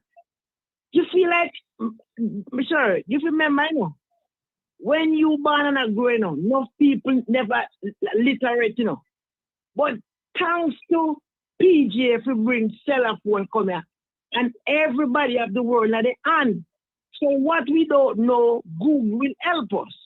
No, you sound like, I can't tell you how you sound, Mr. Prime Minister, with no disrespect. You are the Prime Minister. But right now, you make the office of the Prime Minister so low. Low. And the House of Parliament so low that we have no regard for you. All right. Stop right there, Ms. P. Stop right there. Stop. All right. And let's see what happened. She started talking about the market, Brownstone Market and the other market. And what happened is that she left from that And then she start cuss me and say me bring government low. Now, what I would suggest, Miss P, is that you say, well, Mr. Prime Minister, because I was here, I was thinking when you start asking about the marketing, I say, Ratted, me I have no answer for this. Because what you should have done at that point is stop and say, well, Mr. Prime Minister, in such and such in 20 whatever the years, you promised that you would improve, enhance, develop this market. And in another year, you promised that you would do the same thing for this other market. And to date, nothing has been done with the market. Nothing has been done concerning those markets. And then you tie to the election thing and say, and now we're in election period, and now we're hearing more promises about those markets. Why should we believe you now when you promised us previously and you didn't do anything? You didn't come to us and say, well, I can't do it now because of other factors. You just didn't do it. And now you come promising us. And then you see the cussing part now. You see the cussing part for the last part. You see the cussing part. And after me give my answer, then you can say, well, Mr. Prime Minister, based on your answer to this question, it is apparent that you have no conviction about helping the people in this country, particularly those in those two markets, because you promised that you were going to help them and you haven't done that. Yet we see corruption abounding all over the place, and we don't see anything being done right here to address the economics of the people. We don't see anything done at all. Nothing, even you, neither from you nor your minister. And then you cuss me. So what you do, you box me in first with the question. Box me. Let me answer it now. Because if you go cuss me, now me I go say, well, then you emotional and therefore me can't deal with the next question. So you ask me that question. But this is in a case where you get a chance, like a town hall meeting, and you get a chance to really interact with the Prime Minister. You can't ask him more than one question. Because if you only get a chance to ask him one question, don't cuss him. Ask him about the market. Keep the markets front and center, because that's the issue. Because if you cuss him, then he can dismiss you and say you're emotional, you don't come with any facts, and therefore it's a waste of time to talk to you. Let me talk to somebody who have a substantive question. So you keep the question, the substantive question, you keep that uppermost in your mind and as a priority. And then if you get a chance, once him answer, because you know him will give you full answer, because once you ask him that question, you box him in and you say, in such and such a date you promised this, such and such a date you promised that, and we haven't heard anything, and here you are promising it again. Why should we believe you this time? You box him in. Then after him give some full answer, then you cuss him out. Continue, Miss P. Yeah. Well, I was trying to do a message. We not get now answer about the market. No road. Look at what I talk about that, sir. Look at the hospital. Nothing has done. When you say nothing to the hospital, what do you mean nothing to the hospital? We are making sure that when the Cornwall Regional is finished, it will be the best hospital in Jamaica, if not the entire region. Did you see the waiting area, the reception area? We're going to keep the files and everything like that. We're starting there now. We're moving to the back. So it's just a matter of time before we can get to the real service area where the doctors provide surgeries and they can examine and diagnose patients. But you have to give us a little bit more time. Rome wasn't built in a day, and so we can't finish all the hospitals in 9 years. But we have done marvelous things with this health sector in Jamaica. You just have to look around. So, Mr. Prime Minister, how much more people are going to suffer and dead before you fix the hospital? I have to tell you what administration have to do with people health, sir. Sir, all them things that we are talking, look at yourself, good. Look at yourself. Administrative, how you keep file. Human being have suffer. Taxpayer will pay you and pay others to get help when they need it. And you have to tell me, sir, about file and administrative office. That's not nothing to do with me. It's a good and point. over 10 years, and not even one or two of the ward that you can fix up. Come on, Mr. Prime Minister, man. What you're telling me is, I can't even describe it. Come on, man. But me tell you. All right, stop right there. You see what Miss P just done though? Excellent. She asked him a question, but you're not asking my question. She could have stopped right there when she finished a while ago. When she said, come on now, man. She could have stopped and just walk her from the mic and leave him with the mouth wide open. He wouldn't know what to say. But the message has been conveyed to the entire audience, including the Prime Minister, that he's failing, or that he's failed, and he's a continued failure. Because what she do, she load up what appeared to be a question. She load it up and start talk to him about, you know, the hospitals are not good and you fix up administrative piece, but administrative piece to take care of people, and you talk about files, we need to do the work back there. And it sounds like she gonna ask a question, and then she just say, come on, man, and she basically, in a nice way, diss him. And what she say, me not deserve to get an answer from you. No, not you. Because guess what happened? If your idea is that you're going to fix up administrative area and put files in and put desk and chairs and nice furniture and all that, meanwhile, in the back, people are dead, then you have your priorities all screwed up. So me no even, you don't deserve me to ask you no question. You deserve, what's deserving of you from me is a statement. And a statement that condemn your priorities, your plans, your actions, and then me just drop the mic and walk away. Continue, Ms. P.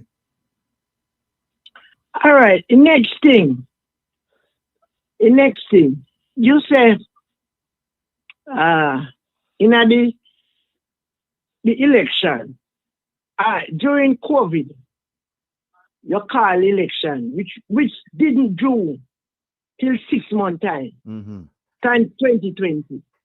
And the Prime Minister, you call election in a right after COVID, and enough people pass. And now, why you take, no, the election is constitutionally due. Why you not call election? If you have any integrity anymore, just call election and let the chips lie where it falls. All right. So, and as a respect to you, sir, may I ask you, just call election and get it over with. No, that not sound like Too you much ask me. are you? That sound like you tell me. That's not a question. Yes. Yeah. I tell you no. May I tell you how me feel? Too much are you now, and you're going nowhere. All right. You're going nowhere. All right. You see what Miss P just do another excellent point too. She compare and contrast the election in 2020 with this election that hasn't been called yet. And she said, listen, there was a crisis in Jamaica. In fact, under the Constitution, he could have suspended the election because of COVID-19. He could have under the Constitution, but he didn't. People were dying, and he called out people and vote and have the vote. And now here it is that he must stretch it out and where my wait on outstanding point. No, a question like that, and the way you should do it, I would have asked a question though, Miss P, at the end. I would have asked him, so why is it that you would have it during a natural disaster, right? COVID, a pandemic. Why would you have it then early? But now it's almost due and we don't hear anything about it. And then you just leave it and make him answer. Because frankly speaking, I don't think the Prime Minister have a good would have a good answer to that. He might come up with an answer, but it won't be a good answer. Won't be a good answer. Miss P get cut off. What's this? Wellness is an austerity Prime Minister for himself and has been using Jamaican program. Hello, good night. Welcome to I'm cut off.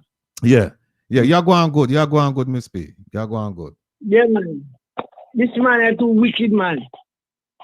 So somebody would have one call. But because may I ask you one question, and may I go to one something? I want a liar advice. If you work at one place, you see, and they overpay you, and you're not even realizing, as can't do a scenario play, because you get the pay and you not even realize, because when we get the pay, we never get paid the same time because they have a little issue, so the money never disperse. And the other fortnight, we get it 2 in 1. So I not notice it. But anyway, long argument short. 6 months after, them are going to tell us, say, you didn't get overpaid such time. Well, my question is to you now. oh, if I prove it, yes, it went like that because I've lived fiercely. What is how much angle it? Then promise say we are going and meet me. When you So say how much angle? when you say them are going to what, a mediation with you? You must call me and meet because yes, we get the money for you. All right, here we go. But 6 months after me, yeah. Yeah, here we go. Make we talk. When is this meeting supposed to take place? Me no know. All right. Because as far as I see something like Well, we talk. all right, Minister, make we talk after the year, and come on, want getting that, your personal things from the year, but make we talk after the year, and I'll give you some advice. All right, thanks. All right. Well, people, that was my 2 cents. I hope I do well. You did well. So, they are called, but we got back to class. Yeah. Okay. All right. Cool, Miss P. Thanks. Ms. Don said, did you realize they are listening to you and taking notes? They're planning to use us in your ideas to contract. Yeah, but Don, here's what happened. What we're doing right now is also educating the people so that when they come out with this nonsense, you can see it for what it is immediately. And you can pivot. We want you to be agile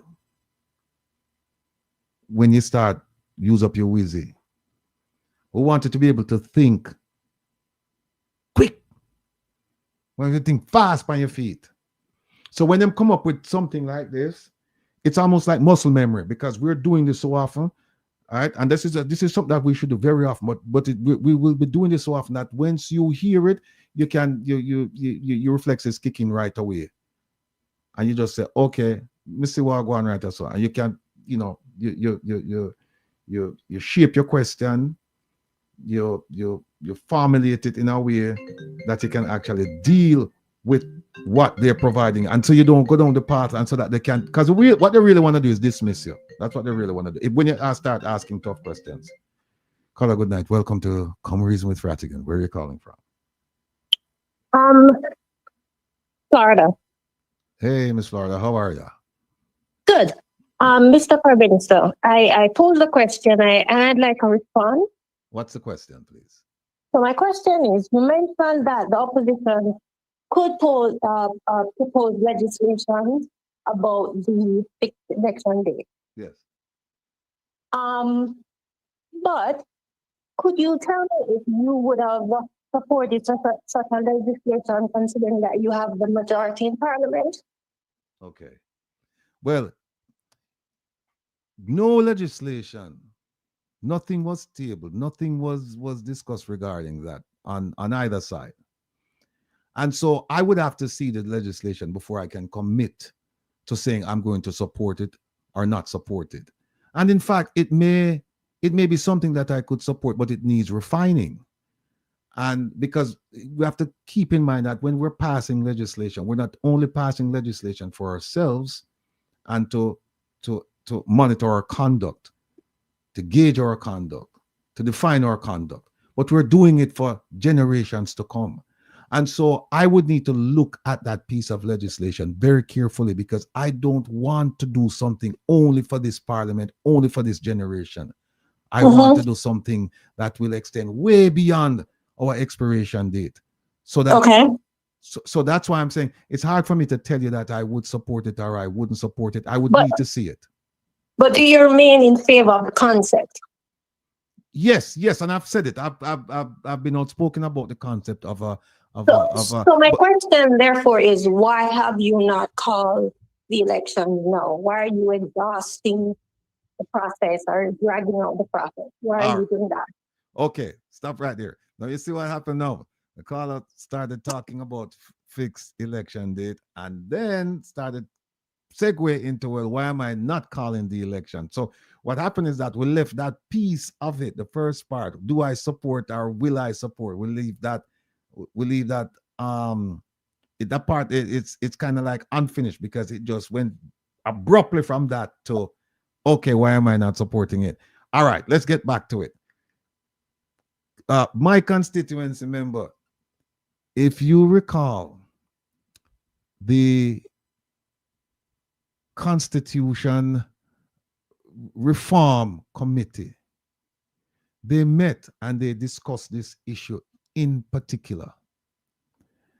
And this issue will be raised because, as you recall, the reform is done in tranches. It's done in segments, and they've finished with this first segment, and then they're going to do part 2, part 3, part 4. So the idea of fixed election dates, that will come up, and then we will deal with it at that point.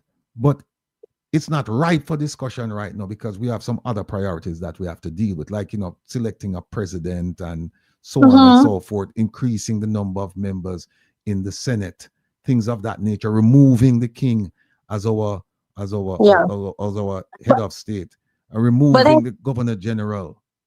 Go ahead. I feel like you're missing my point. Go ahead. That if you're in agreement with fixed election, why would such a person not call an election when it is due and when the public wants it? Okay. Well, let me ask you a question. When is election overdue in this period? When is it overdue? I guess after September. Okay. So we're still in the period that we can call it. So we're not delinquent, because constitutionally we can go up to September. And now we're in June. So what about the sentiment of the people? Do you not feel that the people are eager to have the election, and does that not factor into their decision making? Yeah, and the sentiment of the people is embedded in the Constitution, which says that you have 5 years from the time that the Parliament is seated, right? Yeah. To call that. That's the deadline. You have 5 years, 5 years, not from the election, but from the seating of the new Parliament, right? So if we have until September and we're in June right now, remember that sentiment of having an election whenever during that time period, it's embodied in that part of the Constitution that says it's 5 years from the time the Parliament is seated. So we're still within the time period. And look, here's the thing. People are going to vote for prosperity. They're going to vote for the things that we have been doing. And if they vote a month from now, or they vote 2 months from now, they're still going to make the vote. Right. And then in the meantime, here's another thing. Not sure if you're aware of it, but in July, I will become the leader of CARICOM. So that's unfortunate. Why do you say that? Because is CARICOM not paying attention to what's happening in Jamaica? Are they not aware of your 28 bank accounts, sir? Do you not think so? Well, look, the 28 bank account argument, that's with the court, and that's with FID, and that's a matter also with the Jamaican people. And we're the ultimate say, aren't we? Yes, but here's the thing. The 28 bank accounts, you're tying it to the CARICOM meeting in which I will be selected, or I will be appointed as the new head of CARICOM. And so what you're doing is you're saying something about a bank account, and then you're tying it to. So are you saying that then I shouldn't be, CARICOM shouldn't have me as the head of CARICOM simply because I'm absolutely saying they should really let me ask you this. Is it a crime to have 28 bank accounts? No, but it's a crime if you have no source of the income that we see floating through those accounts. And do you have evidence of that? We don't have evidence that you should have that money. Then if you don't have evidence, look, I am presumed innocent until found guilty. Not by the people. No, that's the court. Yeah, but here's the thing. We have a process. And so you're right. You're absolutely right. There's a court of public opinion and there's a court of law. Right now, we're in the court of law. The court of public opinion will judge us at the ballot box. And we have done extraordinarily well since 2016 till now. Look at all the things that we've brought to Jamaica. The unemployment rate, the reserves, our standing in the international financial community, our ratings there. our debt to GDP ratio. Look at all those things we I have do accomplished. have a question about your standing Yes. in the financial industry globally. With this Dennis Chung appointment, how do you imagine that standing will continue to be? Well, it's difficult for me to say, and here's why. Because Mr. Dennis Strong was selected by an independent body. I hear that. Right. However, is he not your riding partner? I have several riding partners. He's just one Is of he them. one of them? He's Yes. But when I say riding partner, I went on a bicycle ride with him one time. I doubt that. Oh, so you're calling me a liar now? We have proven that. But wait a minute, hold on. Have you seen me on bicycle rides with this man more than once? Well, I've seen a couple of pictures. It's the same bicycle ride. It's the same ride. Well, I'm not going to take your word for it. We saw you once, and I think that is enough to show some amount of friendship that leaves us very uncomfortable. But no, because this person is now appointed to investigate you. Yeah, but here's the thing. I have no control over that. And I understand what you're saying about the standing, but that's between the gentleman and the Office of Services Commission. I don't want and I cannot get involved in an appointment that they've made. That's between the candidate and the selecting body. That has. So we are to assume or to believe that you had no input, given that this person is somebody that knows you personally. And we are also to believe that you had no discussions about your 28 points, about what the public is saying about illicit enrichment. We're to assume that none of this was spoken about between yourself and Mr. Trump during a long ride on the bicycle. And if I told you no, would you believe me? I would not. So why are you asking the question then? You're prejudging. Because I would like to hear you tell the people that you had no such conversation with Mr. Trump while you're riding bicycles. But you prejudge me. You prejudge me. Because if I said to you, no, I didn't have any conversation regarding this with him, and you have no evidence that I did, and then I ask you, would you believe me if I said to you, no, I didn't? And you said, no, I don't believe you. Because what you're saying because it's not logical. It's not likely that you would have no conversation when the entire Jamaica is talking about it. How is that possible or likely? No, you're talking about before he was selected. But your conversations before he was selected would impact his conversation he had in the public media, and then therefore, or question of his appointment now. Yeah, look, when he made that statement, I have no idea that statement was made. I had no idea. And that was for the Office of the Services Commission to take into consideration if they felt like, and maybe they did. I don't know, because it's a process that's outside the scope of my responsibility and my inquiry. I don't ask. Mr. Prime Minister, did you not have any idea before he said it or after? Because everybody heard him on the news. No, I heard it after. Since he's been appointed, I'm hearing it. But before I wasn't paying attention. Look, I have a country to run, and I'm doing well. I'm doing the best possible job that any prime minister could do, given the circumstances. So I'm not paying attention to every single thing every pronouncement made by a private citizen. I can't do that, because if I do that, then I wouldn't be attending to my duties. Right, but he's not just a private citizen. He's a personal friend of yours. Yes. And upon him being appointed, and then upon learning of his comments, do you not think that was a good time for you to have some kind of thought about whether, this appears moral or, negatively affect how you look in the public? Continue, because you're going on the right path. You're going on the right path. See the way you frame the question? It's similar to what Miss P was doing. And I like it. I learned from Miss P. Yeah, I like it, because what you do, you're actually setting me up, because now you're saying to me that, hey, you're putting everything in there that, hey, this man was riding with you, and you're giving the impression that we had a conversation, right? But what you don't want to do is come out and say, well, yeah, we know you have you must have it. No, you don't want to do that, because he's gonna say, I didn't have a conversation. And if you don't have evidence of it, then it's a problem. But what you're giving the impression that you did when you say, look, he's a friend of yours, he's a riding partner of yours, and he's more than just an ordinary citizen. He's been in the public for quite some time. He served on many, many boards of which you are aware of.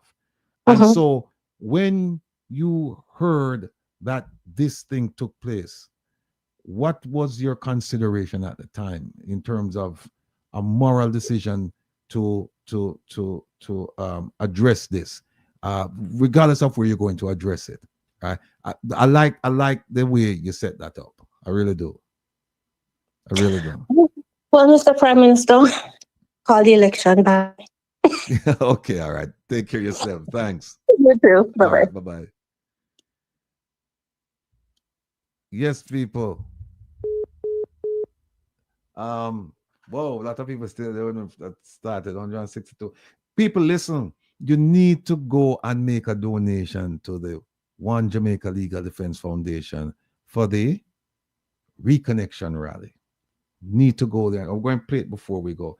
What did Don say? Oh, Don just said something. Oh.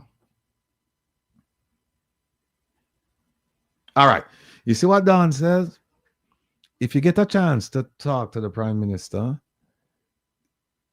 this is when you're talking to somebody else, right? And you can you can say these things, and you pack it with your emotions, with all the energy you have. If you can't see it, let me read it for you what Don says. So, Mr. Crime Minister, how you become a billionaire so quickly? How? Where you get the money, sir? I have to tell you the truth, you're a dishonest man. Two thief. Now, a question like this, the Prime Minister, actually, it's not even a question, because she asked the question, you know, how you become a billionaire so quickly? Question. Where you get the money, sir? Question. But then, before I can answer, she said, I have to tell you the truth, you're a dishonest man. So there's no point in me answering this question, because already she has prejudged me. She has also been disparaging. She called me crime minister. And you can see where her mindset is. Her mindset is that, Mr. Prime Minister, you're a crook. So this, if the Prime Minister is on a platform and you put this in the chat, he won't answer it. He won't answer it. But I see where you're coming from. But this is the type of thing I'm telling you, that they'll look at it and they'll say, oh, this person is just emotional, or this person is disrespectful, or this person is not aware of all the facts. And he'll come up with all kinds of reasons. And then when you say, I have to tell you the truth, you're a dishonest man, then what that tells me as a Prime Minister, that there is no point in trying to argue or trying to convert you, because you have already made up your mind. And then you end it with saying, me too thief. So, and my mother used to say, every liar is a thief. So if me thief, me a liar. Those two obstacles are going to be extremely difficult for me to hurdle. So when Don put this inside as a Prime Minister, me can't talk to Don. Me have to quickly just pretend like me not see this. You have to just move away from this, because this, as a Prime Minister, you don't want to touch that. Are all 28 accounts still active? Is that a question for me or the Prime Minister?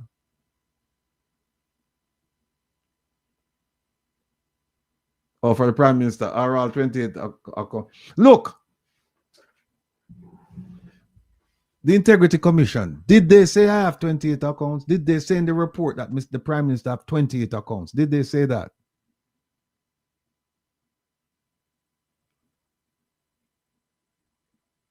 Did they? Okay, what page? Take me to the page of the report where they said that I have 28 bank accounts.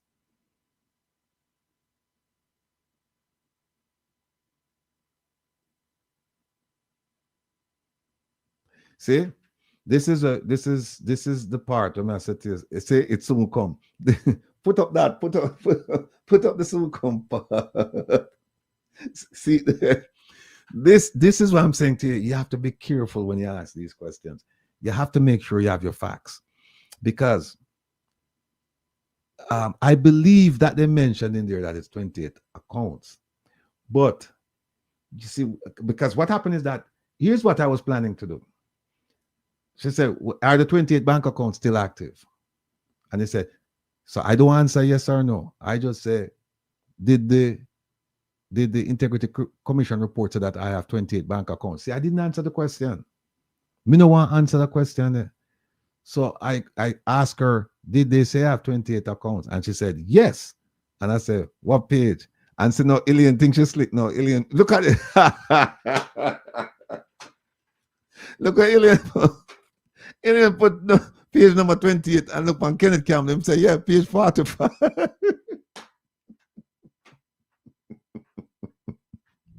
Oh, T, why not put page 15? Put a page. Because when you do that, you know what I'm going to ask, you know? Read it to me. Tell me where it says. Let me see it. Because here's what I'm going to, here's the point I'm going to make. When you box me and you say, well, yes, it says this, and that, I would say, so tell me now, did they say it was illegal? Did they identify all 28? Did they provide the location of all 28? Were they 28 bank accounts, or were some of them investment accounts? And a whole range of questions. I see what happened. It take you right off of your seat. Now you're up on the floor. Come and bring you down to the floor and make you attack. And you up here and you are look at this. You look at the, the 20,000 foot level. You see everything. Me no want you say that. So me bring you down and make you just see the little spot on the floor me and talk about. Me drag you down there and have you down there. So that's why when you ask these questions, you have to make sure that you have the document with you, the page number that you're going to ask. That's why we say preparation is key when you're going to ask these questions. So you have that page now, you have that, you photocopy that one. Because remember now, you come and something will just happen. You know the Prime Minister go have a town hall meeting and you'll get a chance to ask a question. So you come with your paper and so when you ask him that question, you say to him, say, okay, sir, on page 45, it says, and you read it to him. You read it to him, and that's it. Then finish. Once you start read it to him, then you can ask a question, and at that point, it not really matter whether them answer your question or not, because everybody know where you're going with it, and everybody know the importance of that question, and everybody know that he's pivoted away from it. It's similar to when in court, and a witness says something, and the other person object, and then the judge says, members of the jury, pretend that you didn't hear that answer. Them said, just forget that answer. Ignore the answer. You can't ignore the answer. Them hear it. Them hear it already. So a lot of lawyers do that. Them just ask the witness a certain question, and because they know them will get an objection, but they want to get information to the jury, because once the jury hear it, you don't know what might happen. So it's similar with this case here. Once you ask that question, it register with people. It register. So no matter what the Prime Minister say, it already register. And once you read it, people say, oh, him have 28 bank accounts. Him have 28 bank accounts. And don't be afraid to ask yes or no question, but make sure you have the answer. Make sure you know what the answer is. All right. Anybody else? In the meantime, while I'm not thinking about it, we'll soon come up. I could get another few minutes. I could just play this. One Jamaica Legal Defense Foundation and its global supporters cordially invite Jamaicans yard and abroad to its inaugural Reconnection on June 21st, 2025 at the Ranny Williams Entertainment Center in Kingston, Jamaica. Bring your entire family for a day of food, fun, entertainment, and information. Get an understanding of the Constitution and the skills necessary prepare to exercise your rights and your civic responsibilities as Jamaican citizens. You can't afford to miss this inaugural Reconnection rally, June 21st in Kingston. Tune in for further information and updates to Reason with Rattigan on YouTube and reggaeglobalradio.com, Saturdays at 3 p.m. New York time and at 2 p.m. in Jamaica. See for yourself. Open your eyes. Know for yourself. Yes, people. Please don't forget the rally. And if you can't make it, or even if you can make it, please make a donation. There it is right there on the screen. Please donate to the Reconnection rally. ojldf.net.join. It's right there on the screen, people. Whatever you can provide in assistance will be greatly appreciated. We have a few more minutes. We'll finish up in about 4 minutes. We're in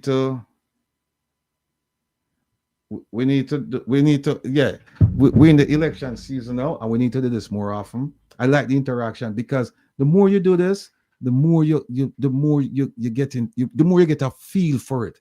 And the more you get a feel for it, the more confident you are that you can stand anywhere in the market square, in a park, anywhere, and you can defend your point. But defending your point doesn't mean that you just say, and you don't listen. I fully endorse listening first. Just listen, because that's how you're going to really sting them. You listen because they're going to come with you with a whole bunch of garbage, and you listen. But remember, now, you do your research, you're already prepared. So you let them talk. And you just approach it in a quiet manner. You don't have to shout or anything like that. Just do it quietly. That's more effective than when you shout and carry on. Believe me, when you have your facts and you're confident, you don't have to shout. You can just nail them quietly. And it would be death by 1,000 cuts.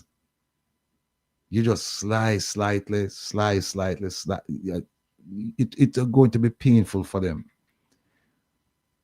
So we just want to engage you in this process.